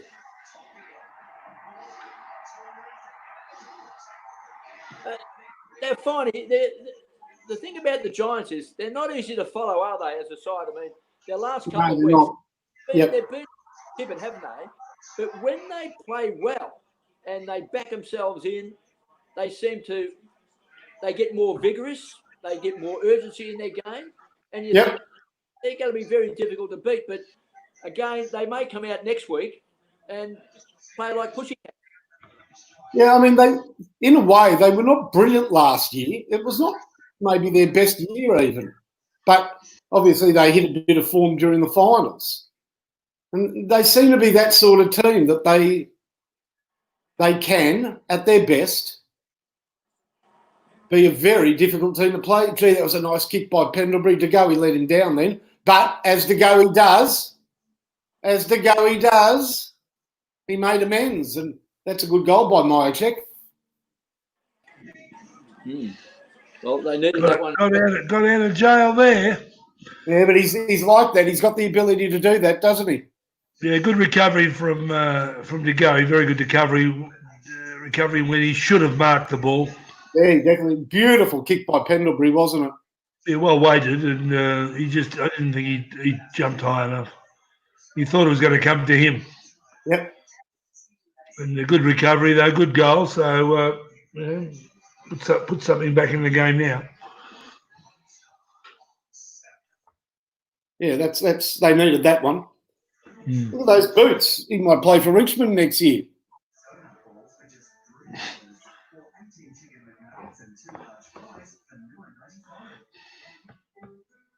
So what's the score at the moment? 2 goals. 7-4-5 2 goals. Yeah. And we have had some goals this quarter, 3 goals to 1. Well, if we get another goal, Collingwood, it's going to make it very interesting. An avalanche.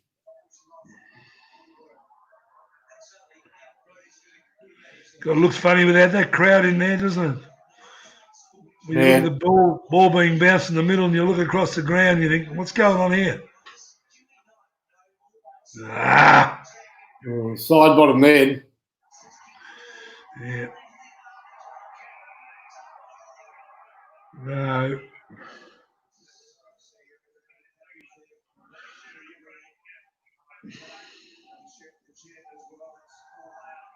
Oh. What's that? Too easy. I think the game might be won or lost in the next 6.5 minutes of this quarter. Maybe.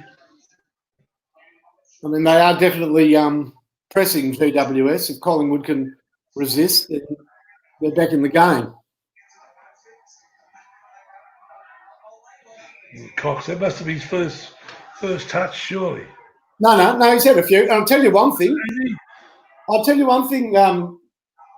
Renee, he has not been beaten in a ruck contest tonight.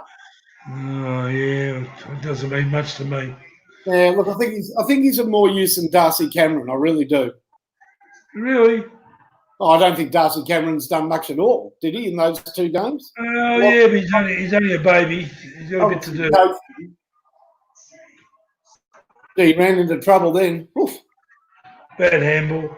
That was not good play by Maynard. He had options and he ran into trouble and he's cost his side a goal. Yeah. He would be furious with Maynard there. Oh, wouldn't he? You can tell now. Look at Buckley. He's screaming. You can see the cutaway to Buckley. You know, Maynard is a reliable footballer, but he made a very bad choice then. He just should have handballed it off. Yep. He had Noble, and I don't know why he absorbed that tackle. Gee, that was bad.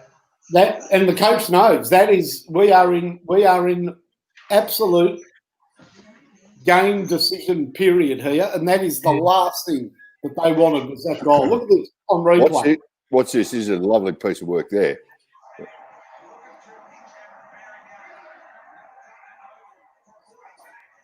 So Maynard gets the ball. Oh no, that's already gone on a little bit. But yeah, he did the wrong thing then, Maynard.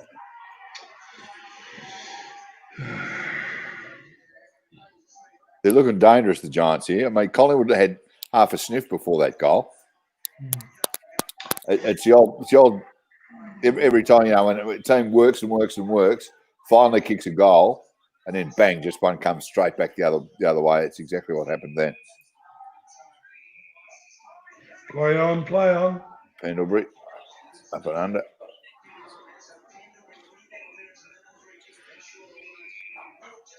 You're not criticising Pendlebury, are you, Serge? No, not at all. But what's the go? He hasn't had enough of it tonight. Pendlebury and Skybolt together. I'll tell you what, De Boer, he claims a few scalps, doesn't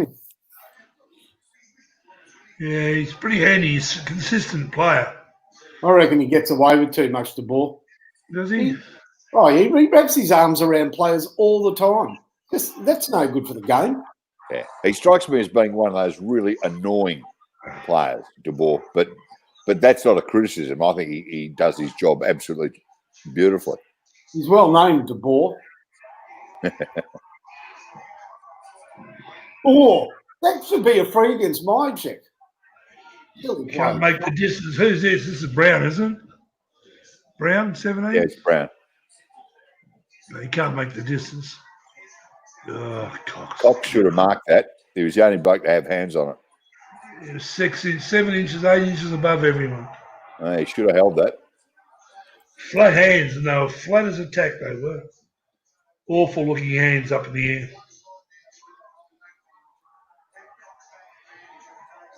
I need one here, Collingwood. And they got one, Phillips. And that's it. Thank goodness. I haven't seen much of him tonight. No, he's been quiet. He's normally pretty prolific, isn't he? He's been playing well so far this year. Pendlebury's having a word about De Boer. I mean, yeah, well, that's put him back in the game. Well, it's going to be a very interesting last quarter. I'm looking forward to that, as long as they don't kick another goal, GWS. I like to get one more if it's possible. Good goal, this. Good goal. Fair bit of traffic there, isn't there? Look at it. You know what? I actually admire the GWS defenders there. You know why? A lot of defenders claim that they touch it when they don't. And we've got to go to this arc and whatever. You know, At least they didn't, you know. You're right, there was a lot of traffic. They could have easily claimed it. How often do you see claims when they're clearly not, you know, so good on them. If no one touches it, don't claim it. It's just not cricket.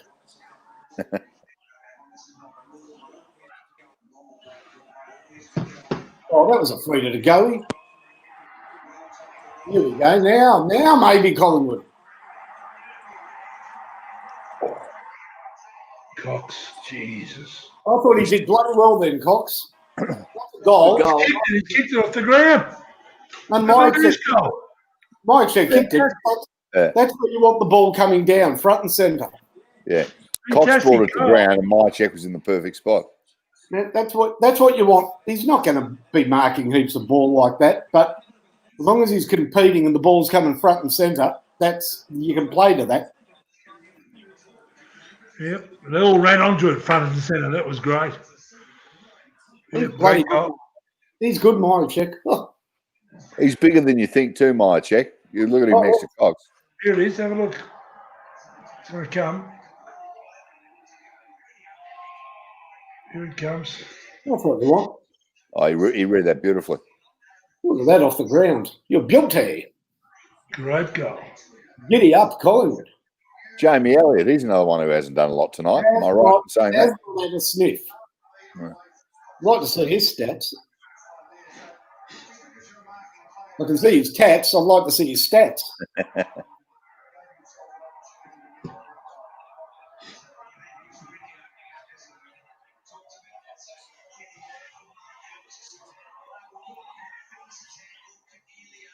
Oh, he is a star, is he not? How good was that? Well, I tell this will be an important goal. Just hit back so quickly. Going for goal number 4. Yeah. How big is he? I can't work out how big he is. I'm going for goal number 4. Going off to Cameron. That is ridiculous. Missed it. Why did he do that?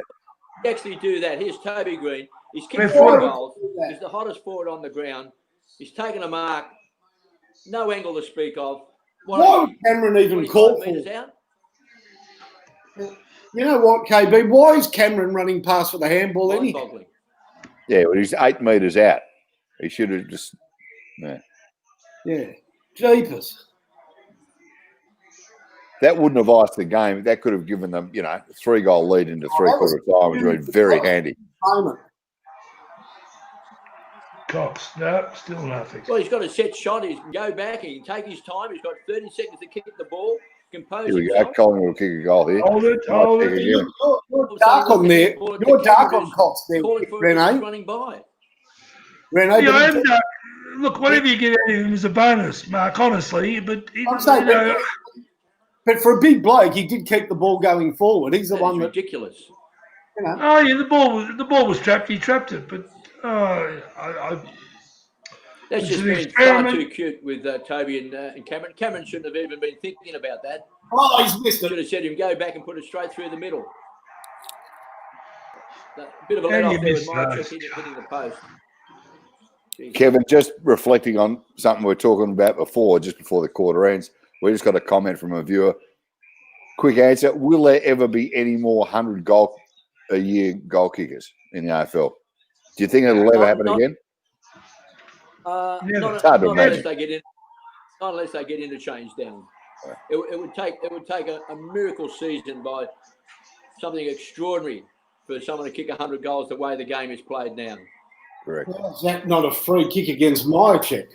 And as I said before, I find it one of the disappointing parts of the game because, as a kid growing up, reading about football and watching football, the most iconic players were, Peter McKenna and Doug Wade and, Bob Pratt and Peter Hudson and Lockett and Dunstall, Dickie Lee. These are just names that made the game great.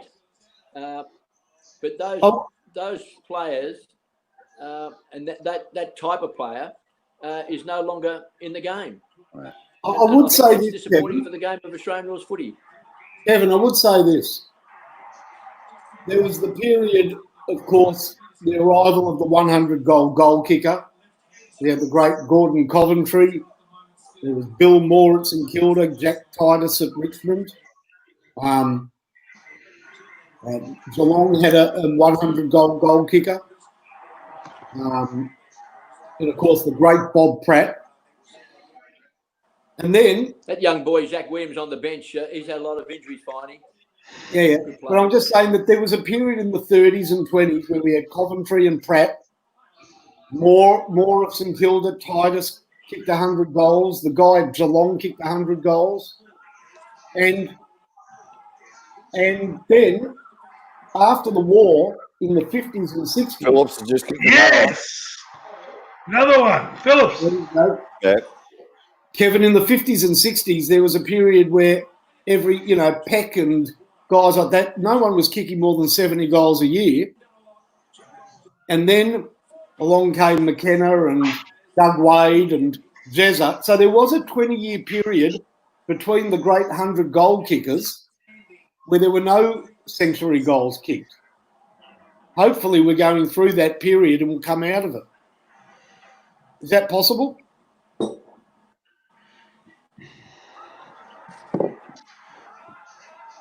Mark, from my point of view, I don't think, or it will be a long time before we have 100-goal kicker a year, per year.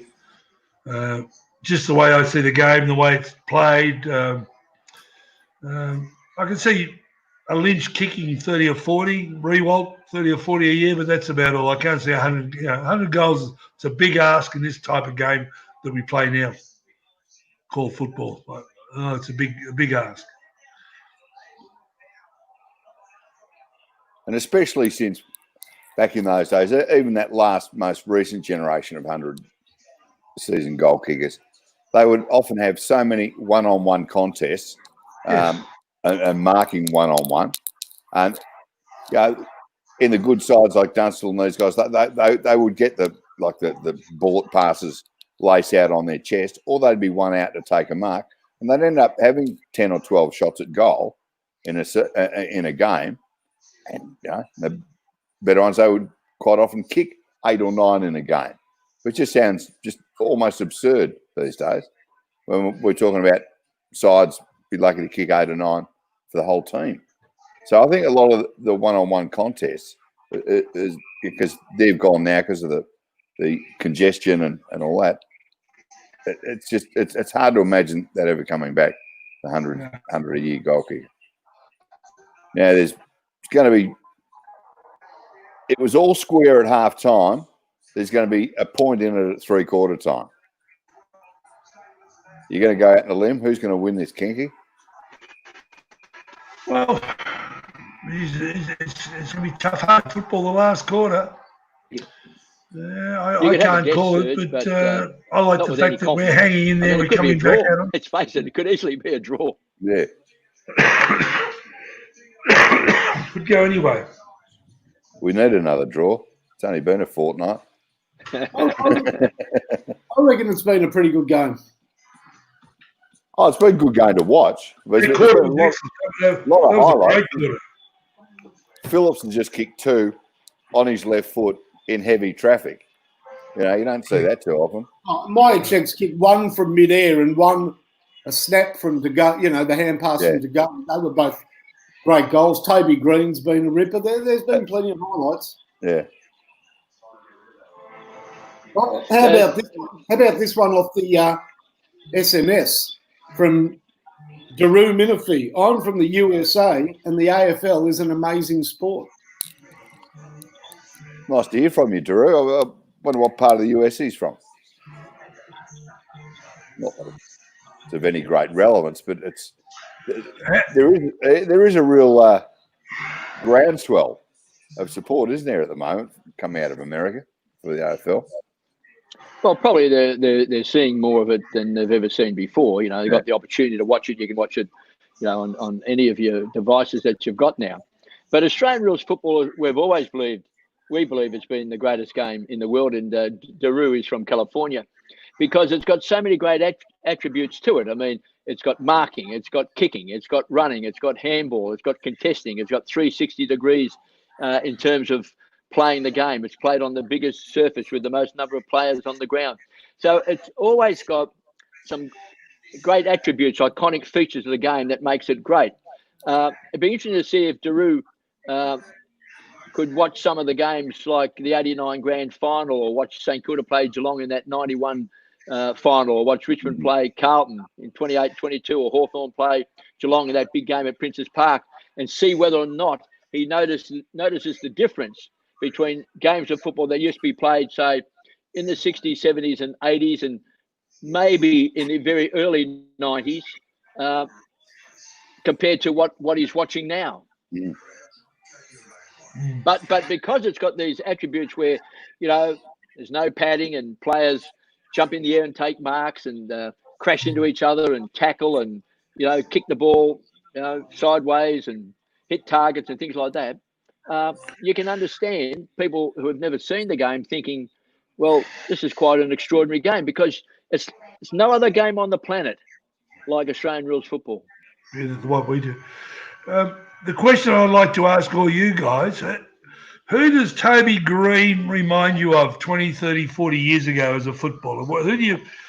Who's his closest type football you would put Toby Green with?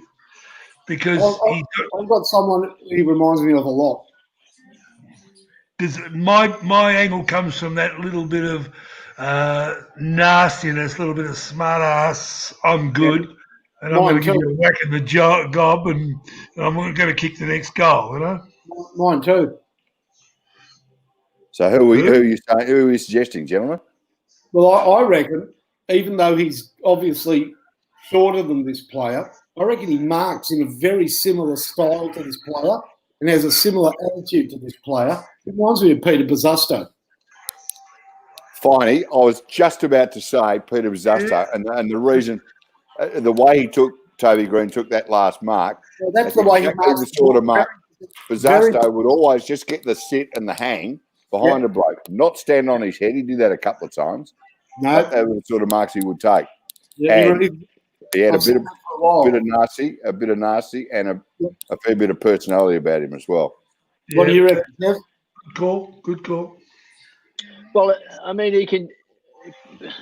But Buzzusto was probably a little bit more flamboyant than Toby Green. I suppose if you compared the two of them, you'd say Toby Green is more workmanlike than Buzzusto, but he can do the brilliant passages of play, no doubt about that. And you mentioned about taking that mark. But Buzzusto was probably a little bit more athletic and had a bit more flamboyancy about him, the way that he plays. He didn't play a lot of games, the Buzz, did he, for Carlton? No. Well, I reckon in the modern game, he's as close as you'll get. Yeah. Because he's very interesting and very hard to match up one year, the Buzz, he won Goal of the Year and Mark of the Year, didn't he? Yeah. Took that big mark at Princes Park. Yep. Yeah, took the big mark at Princes Park, and then he smothered that kick, didn't he, of Nankervis on the boundary line out at Waverley, and then picked it up and snapped it. Yeah, that's right. Took the mark over Johnny Mossop. Here we go. Then he went back to Perth, and what did he do? He hit a pane glass window or something, didn't he? And badly lacerated his arm, and took a lot of stitches, and it was a very, very nasty injury. Yeah, he comes to Melbourne a lot. He's a ripping bloke. Yeah, great fellow. Yeah, good fun. he was a good friend of Tommy Hafey's, the Buzz. So I can remember when Tommy was ill in hospital and going along and visiting Tom, that on a couple of occasions the Buzz was there, which was terrific, along with Mark Jackson. They were pretty good mates. Well, they did a lot of sporties together. Yeah. Yeah, well, Tommy always had a big rap for Mark because he averaged 3 goals a game, Mark Jackson. So Whitfield's had 21 possessions. Williams has had 21, 17 to Kelly. Toby Green's kicked 3 goals. Howe's had 21. Gee, that's a great effort across half back. 18 to Maynard, and Darcy Moore, your favourite, Renee's had it 16 times as well. Already, he's got up to 16. Interesting. He needed to. Daru from California said he used to see this sport, Australian rules football, come on ESPN when he was younger. Sport always followed him, but he just never knew what it was. Once a year, he said he would catch it, but just to see a full crowd in the sport, I had no clue about what game it was. But under I suppose all the devices we've got now, it's fantastic in terms of other people watching this game around the world. Although it'll never be played anywhere else in the world at any high level other than this country. No, and I wouldn't worry about that. I really wouldn't. No, I'm not. I think it's always been a waste of time thinking about taking the game to other parts of the world. I mean, America, they've got basketball, they've got gridiron, they've got baseball, they've got NASCAR racing. No room for Australian rules football. In Europe, they've got soccer. They've got snow sports. No room for Australian rules football. Our oval is too big. Nobody's just going to, set aside that amount of ground. Amazing stat came up on screen on the footy. Collingwood are yet to concede a goal in the last quarter in 3 games this season. Well, that's going to test the Giants then. Yeah, that's it, Then again, sometimes these stats, they bust like a damn wall, don't they? Yeah. They're only a good stat until they're broken. Yeah, that's right. There's no, they're a good team, but there's no reason they will not concede anything. They've been dominating in terms of the hitouts with Grundy in the ruck, obviously 42-14. The stat went up, but I still feel the Giants are going to be pretty happy with having Mumford back in the side. Just give them that little bit of grunt, that bit of presence. Yep. Oh, scores are level. Ring the bell. We've got the close one. Now, Kevin, you say Collingwood have had most of the hit-outs through Grundy, but clearances 26 apiece at this stage. Yeah.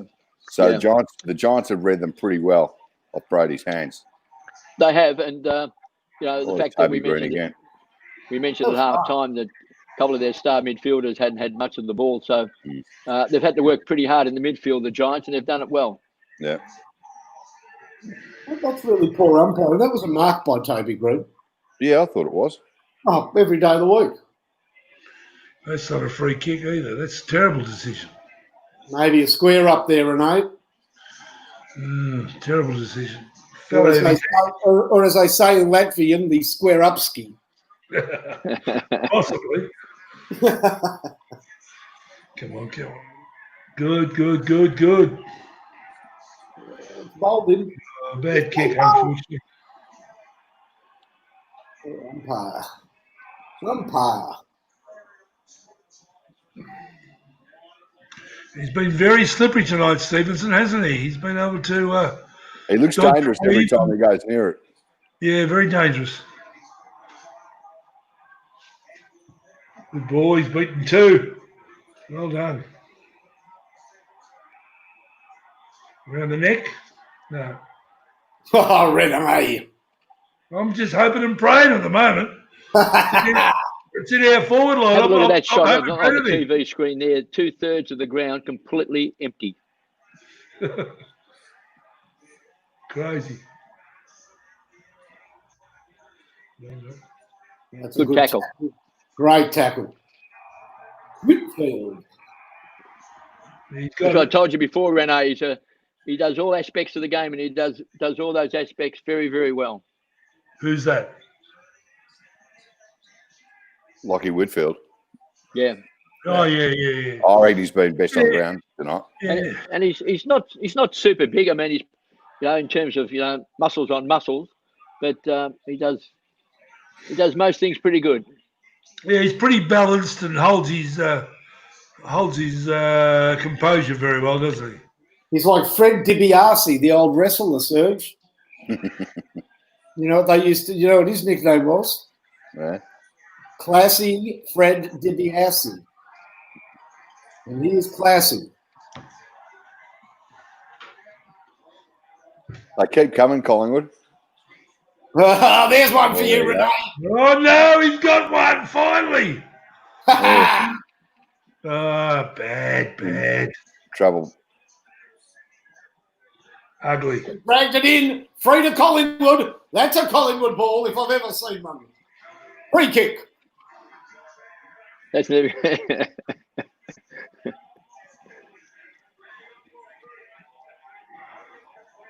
Well, Pendlebury's conned it. It wasn't him. It was Phillips.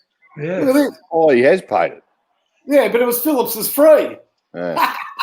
And Pendlebury's taken it. Oh, dear me, umpire, you've been conned.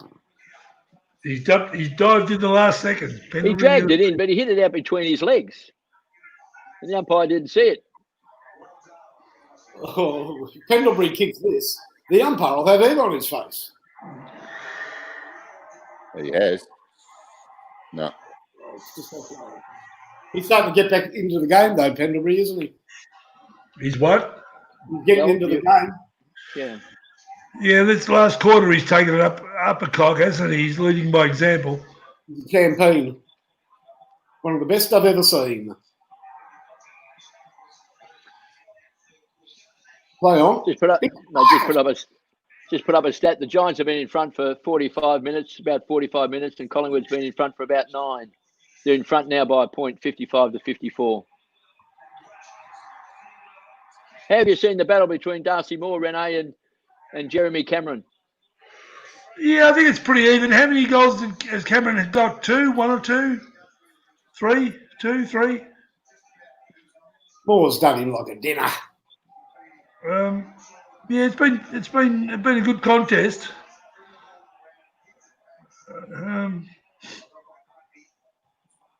Be a very hard play to play on, Cameron, because he's a left footer. So you said before, Finey, that Oh, what a turnover.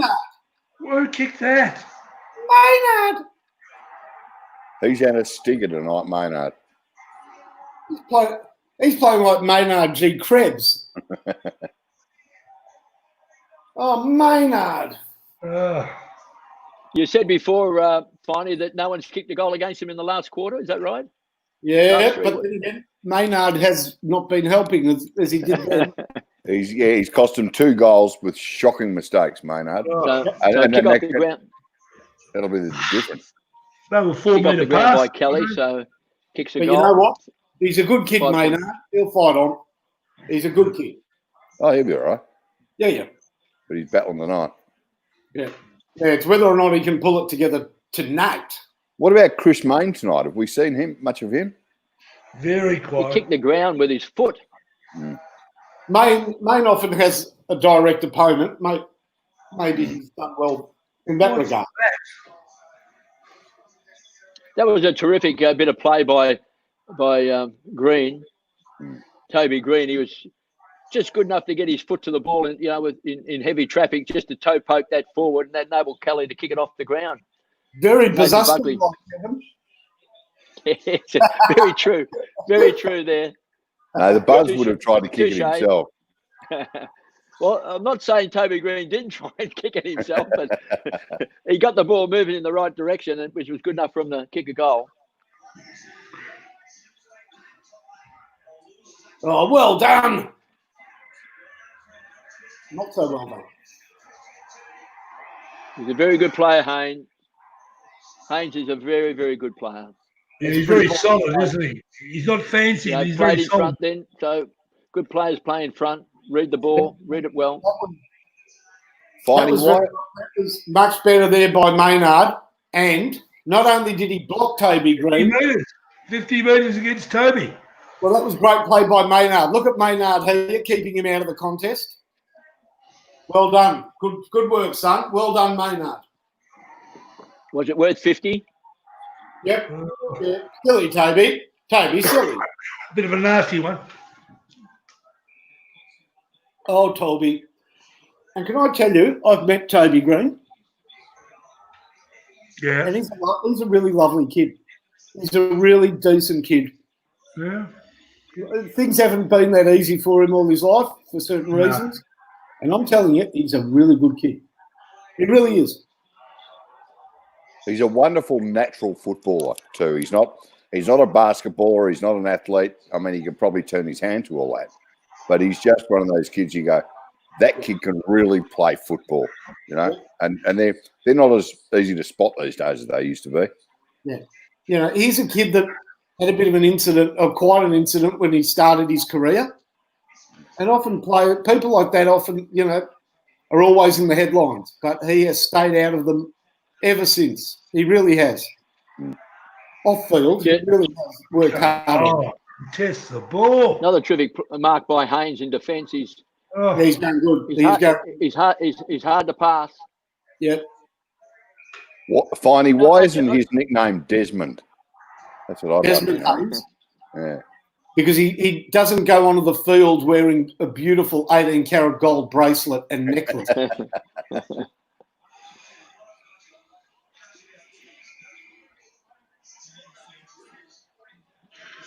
We need something out of Maya check on the forward line. So in this last quarter, Collingwood's had it 83% inside their forward line. In this last quarter, the 17%. And they trail by 4 points. You know, I was lucky enough one night to be in a group of people with my absolute childhood hero, Viv Richards. Oh, really? And we went to the motel before it burnt down, you know, in South Melbourne. Yep. No, well.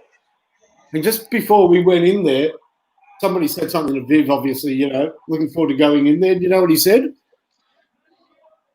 I'll have the run of the place as long as Desmond Haynes isn't in there.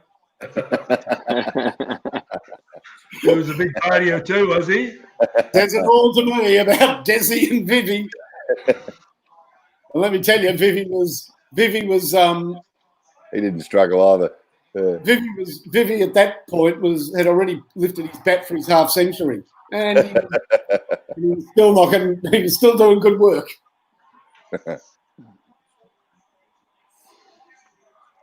In the neck.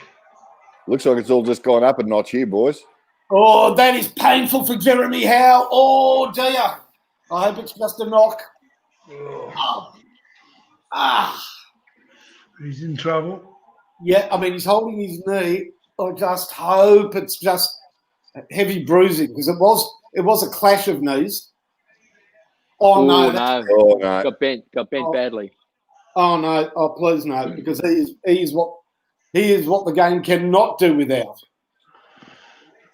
So what we had Hopper and Howe both going for the ball, and they've clashed bodies, but his leg has been taken from underneath him as well. Yeah, Hopper's bending down for the ball with his hands, so he's allowed to do that. Oh, sure. It's in slow motion. It's that hyper extension of the knee that's the worry, isn't it? Yeah, yeah. And the worst thing is, you know, with the ACL, when it happens, it's extremely painful, but then the pain goes away. Yeah. In fact, some players have played. Lenny Hayes did his ACL and played the whole second half. He's in a bit of trouble. It's funny. It's sad in this case, sliding doors. Just a few seconds ago, he was held without the ball close to the boundary line. He should have got a free kick. If he gets that free kick, the ball's down the other end of the ground. Now, he doesn't get that free kick. And then a few seconds later, all of a sudden, his leg's taken from him in a contest, and he may have a serious injury. So sliding doors in football, it's incredible. I used to say that right throughout your career, Kevin. I used to say, if the ball would have bounced the other way, maybe that bastard Bartlett would have done his knee, but it never happened.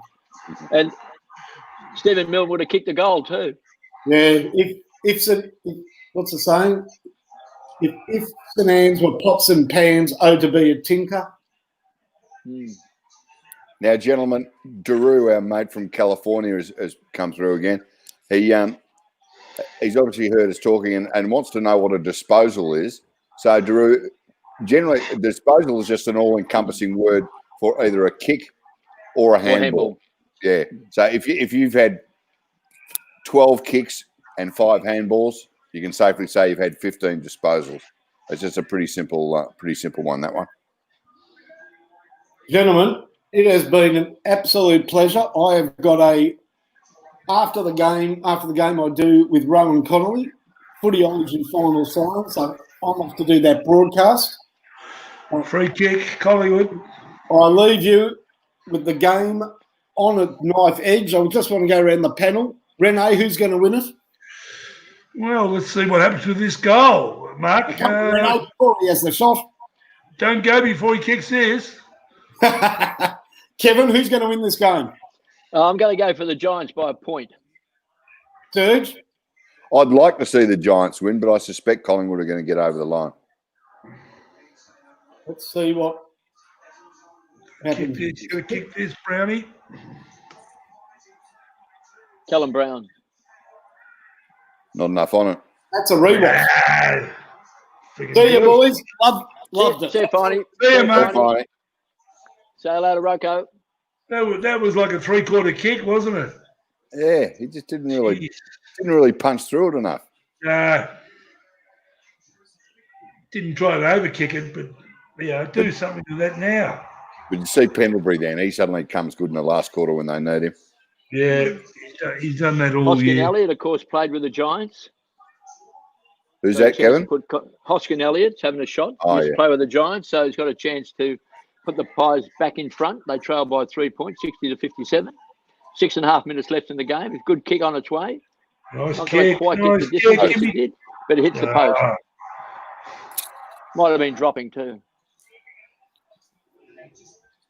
Collingwood's had the ball in their forward line, roughly, as I said before, about 85% of the time. Yeah. I just need to break through, and I reckon they'll win this game. Well, the Giants, have won 4 of the last 5, so they've just got a pretty good record against the Pies at the moment. They certainly have played a lot better than they have in the last couple of weeks. There's a lot of urgency in their game tonight. They've really, really cracked in pretty hard. See, Jeremy Cameron kicked that from the wing up to a forward line, and the ball just landed there where he should have been, really. Come on, do something, Cox, do something. He's now in the back pocket, Jeremy Cameron. There's Whitfield again. Could you imagine Tony Lockett or Dunstall being in the back pocket? Could you imagine telling Tony Lockett to go to the back pocket? Or Peter McKenna? There's Peter McKenna. He's bobbed up in the back pocket. I don't think we ever heard that, did we? I don't think so. No. Terrible kick. Lack of talk there. Oh, Mark, two of you. Hold the ball. So just 5 minutes, 11 seconds left. They lead by 2 points. Pendlebury's got 23 disposals now. He had 5 or 6 at half time. So he's had a big second half. Tried to get Pies back into the game. There's Cameron. It's a very good mark. Very good mark by Cameron out in front. Not an easy mark to take, but he's between half back and centre wing. And 50 metres. 50-metre penalty. Oh, what for? Was that for the running through? They've stopped doing that. It's all very well for Cameron to be up on the half-back flank getting the ball, but you'd like him to be where he gets some goals. That's Tom Green then. Should have nearly taken that mark, that young boy.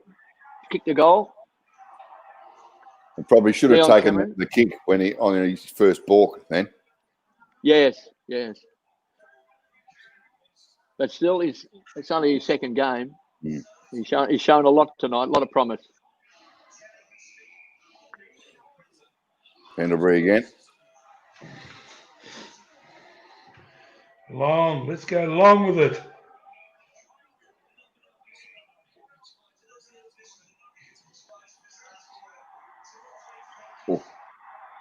Really took a specky that time.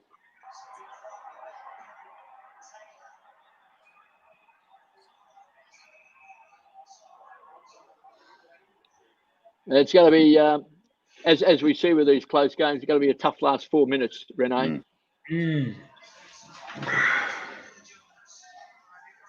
That was good play by Green then. That was big Tom Green. Terrific He's a smart player, isn't he? Yeah, this is what Cameron is good at, Renee. He's a very good kick.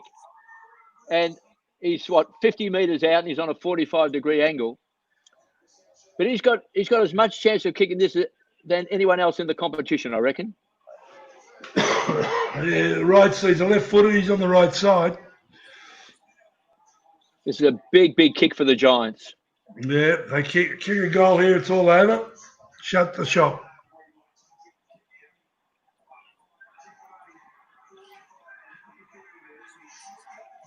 Have a look at that. Straighten up. Oh, yeah, he got it. Yeah. He's one of the few players in the competition that, you'd think, You what, can he rely can on kick to this. do that. He is a magnificent kick. And that's what always makes him dangerous, because he does have games where he might only have 8 or 9 possessions, but he can kick 3 goals, because if he gets an opportunity, he's one of those players who does seize his opportunities at kicking goals. Yeah.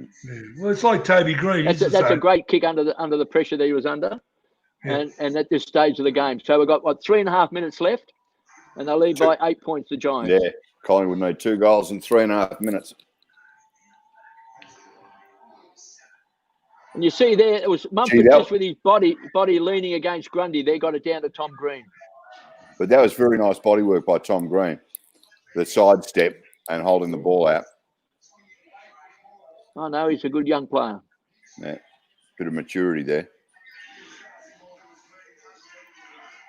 What was he in the draft, Tom Green? Where did he go in the draft? What number?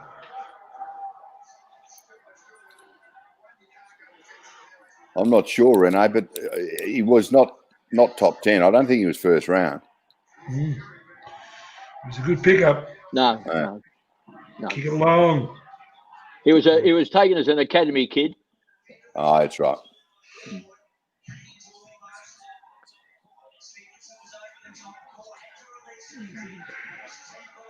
That's why I said I like grandson rules, and that being the case, Serge, he could have been playing with the Tigers. Oh, there you go, Renee. Big fella. Well, it depends how far out he is, because he can only kick at about 40. I was about to say, 40's his limit. would you be backing him here like you just backed Jeremy Cameron? I don't think so. I just want to see how 30, far out 30, he is.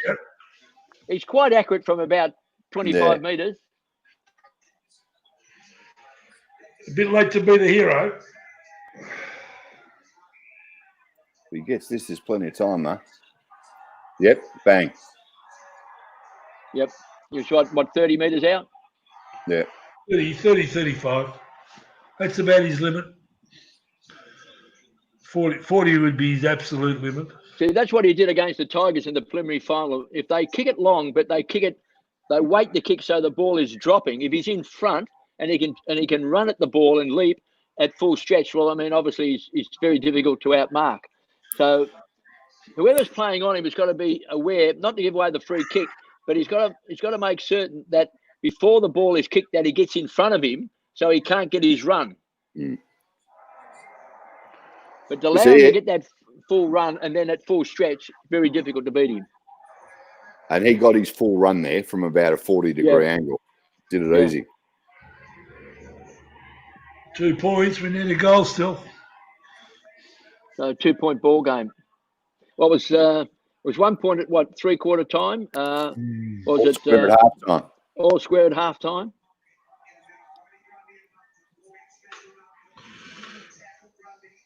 I like a close one, these two teams. Well, the Giants, got to keep their season alive, don't they? There's Hopper. Caniglio. Yeah. Oh, I needed to hold that. Woodfield. Yeah.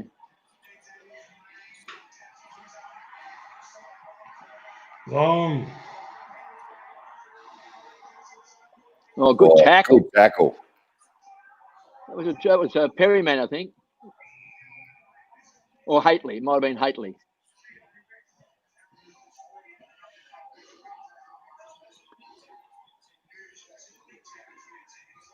Nice kick. It was a good kick by Callum Ward, wasn't it? It was beautifully weighted. So down to the last minute and a half. 95 seconds, minute and a half.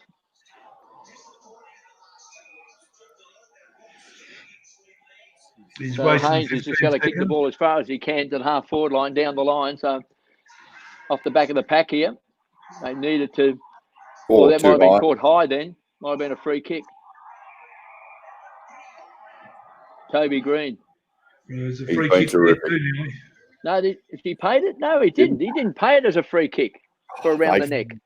I fair dinkum hate Toby Green. That looked like a free kick then too. Oh, easily. To Josh Kelly, who was being held. As Teddy Whitten used to say, they've put the whistle away. Yeah. Hit the boundary line, Serge and Renee. Yeah, the boundary line's your friend. I remember. Yeah, hit the boundary line. They've put the whistle away. I reckon in the last 10 minutes of a grand final, Teddy reckons that you could murder people. It wouldn't matter. You know, you weren't supposed to pay a free kick in the last 10 minutes of a grand final, according to Ted. As Sam Kekovich said when he coached. A minute left. Sam Kekovich said when he coached, if all else fails, gate, so all these stoppages are very crucial now. Seek the sanctuary of the boundary line.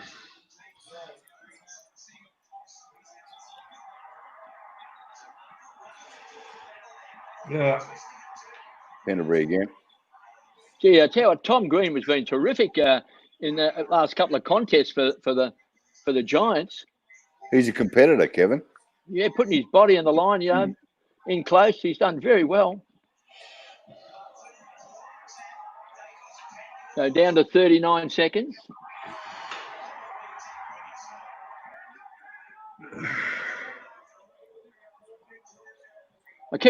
When you see Leon Cameron walking, Serge and Renee, he certainly needs a hip replacement or something, doesn't he? Or knee replacement.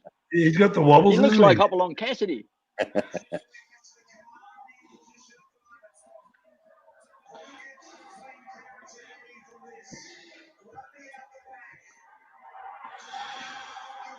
Yeah, that's it. Sit on it. It's all over. Okay.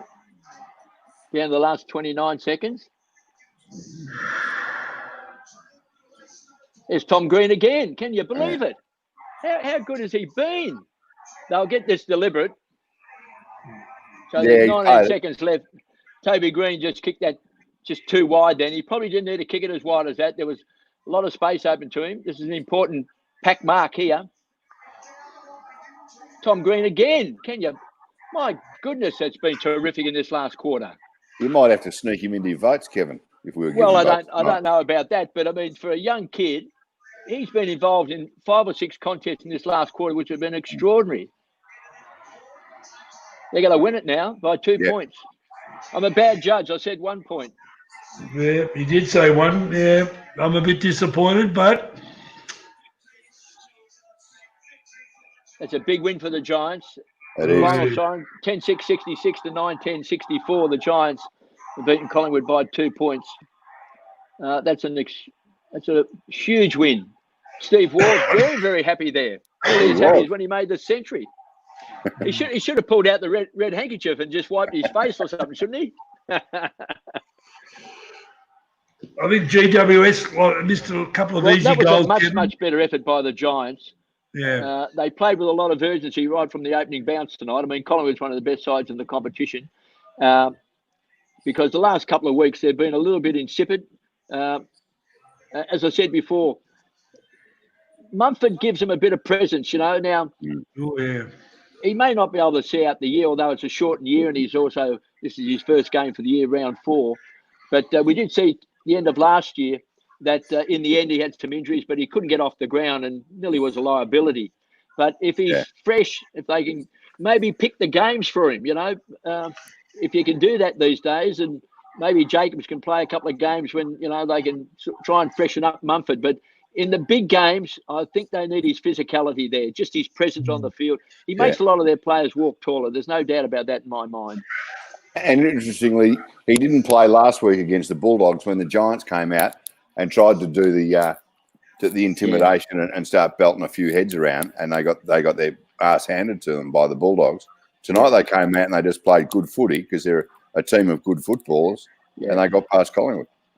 I reckon last week they just lost their focus last week in that, exactly. attacking Bontempelli. And, you all that bravado stuff, as I said before, Serge, doesn't mean much if you can't make it all happen on the scoreboard. Yeah. And, they seem to be too obsessed with, trying to upset Bontempelli and Bulldogs players and forgot about, getting in hard and winning the ball.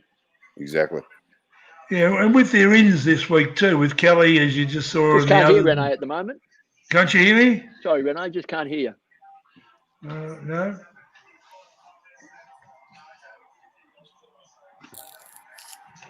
Well, it was a good game. Now, they didn't have Davis for a good part of that game. Mm-hmm. Not quite certain what his injury is, and also Zach Williams. They lost Zach Williams as well. So two of their key defenders, one a tall and one a running small defender. I know it was late in the game and probably didn't affect the outcome, but let's all hope Jeremy Howe's okay too. I hope his knee's all right. Oh, yes. Gee, that looked nasty in that collision with Hopper. Accidental where the legs got tangled and his legs certainly went back at an angle. So and he was in a lot of pain for a very short period of time. So we keep our fingers crossed because he's one of the few players who gets people on their feet in AFL football these days. But Davis is an important player for the Giants as their big key defender, because I don't know of a side, Renee and Serge, that has had so many injured players consistently over the last 3 or 4 years than the Giants. Always especially with their list. Or through illness or appendicitis. Just some extraordinary things happen to the Giants. So keep our fingers crossed that Williams and also Davis is okay. And, of course, big fingers crossed for Jeremy Howe.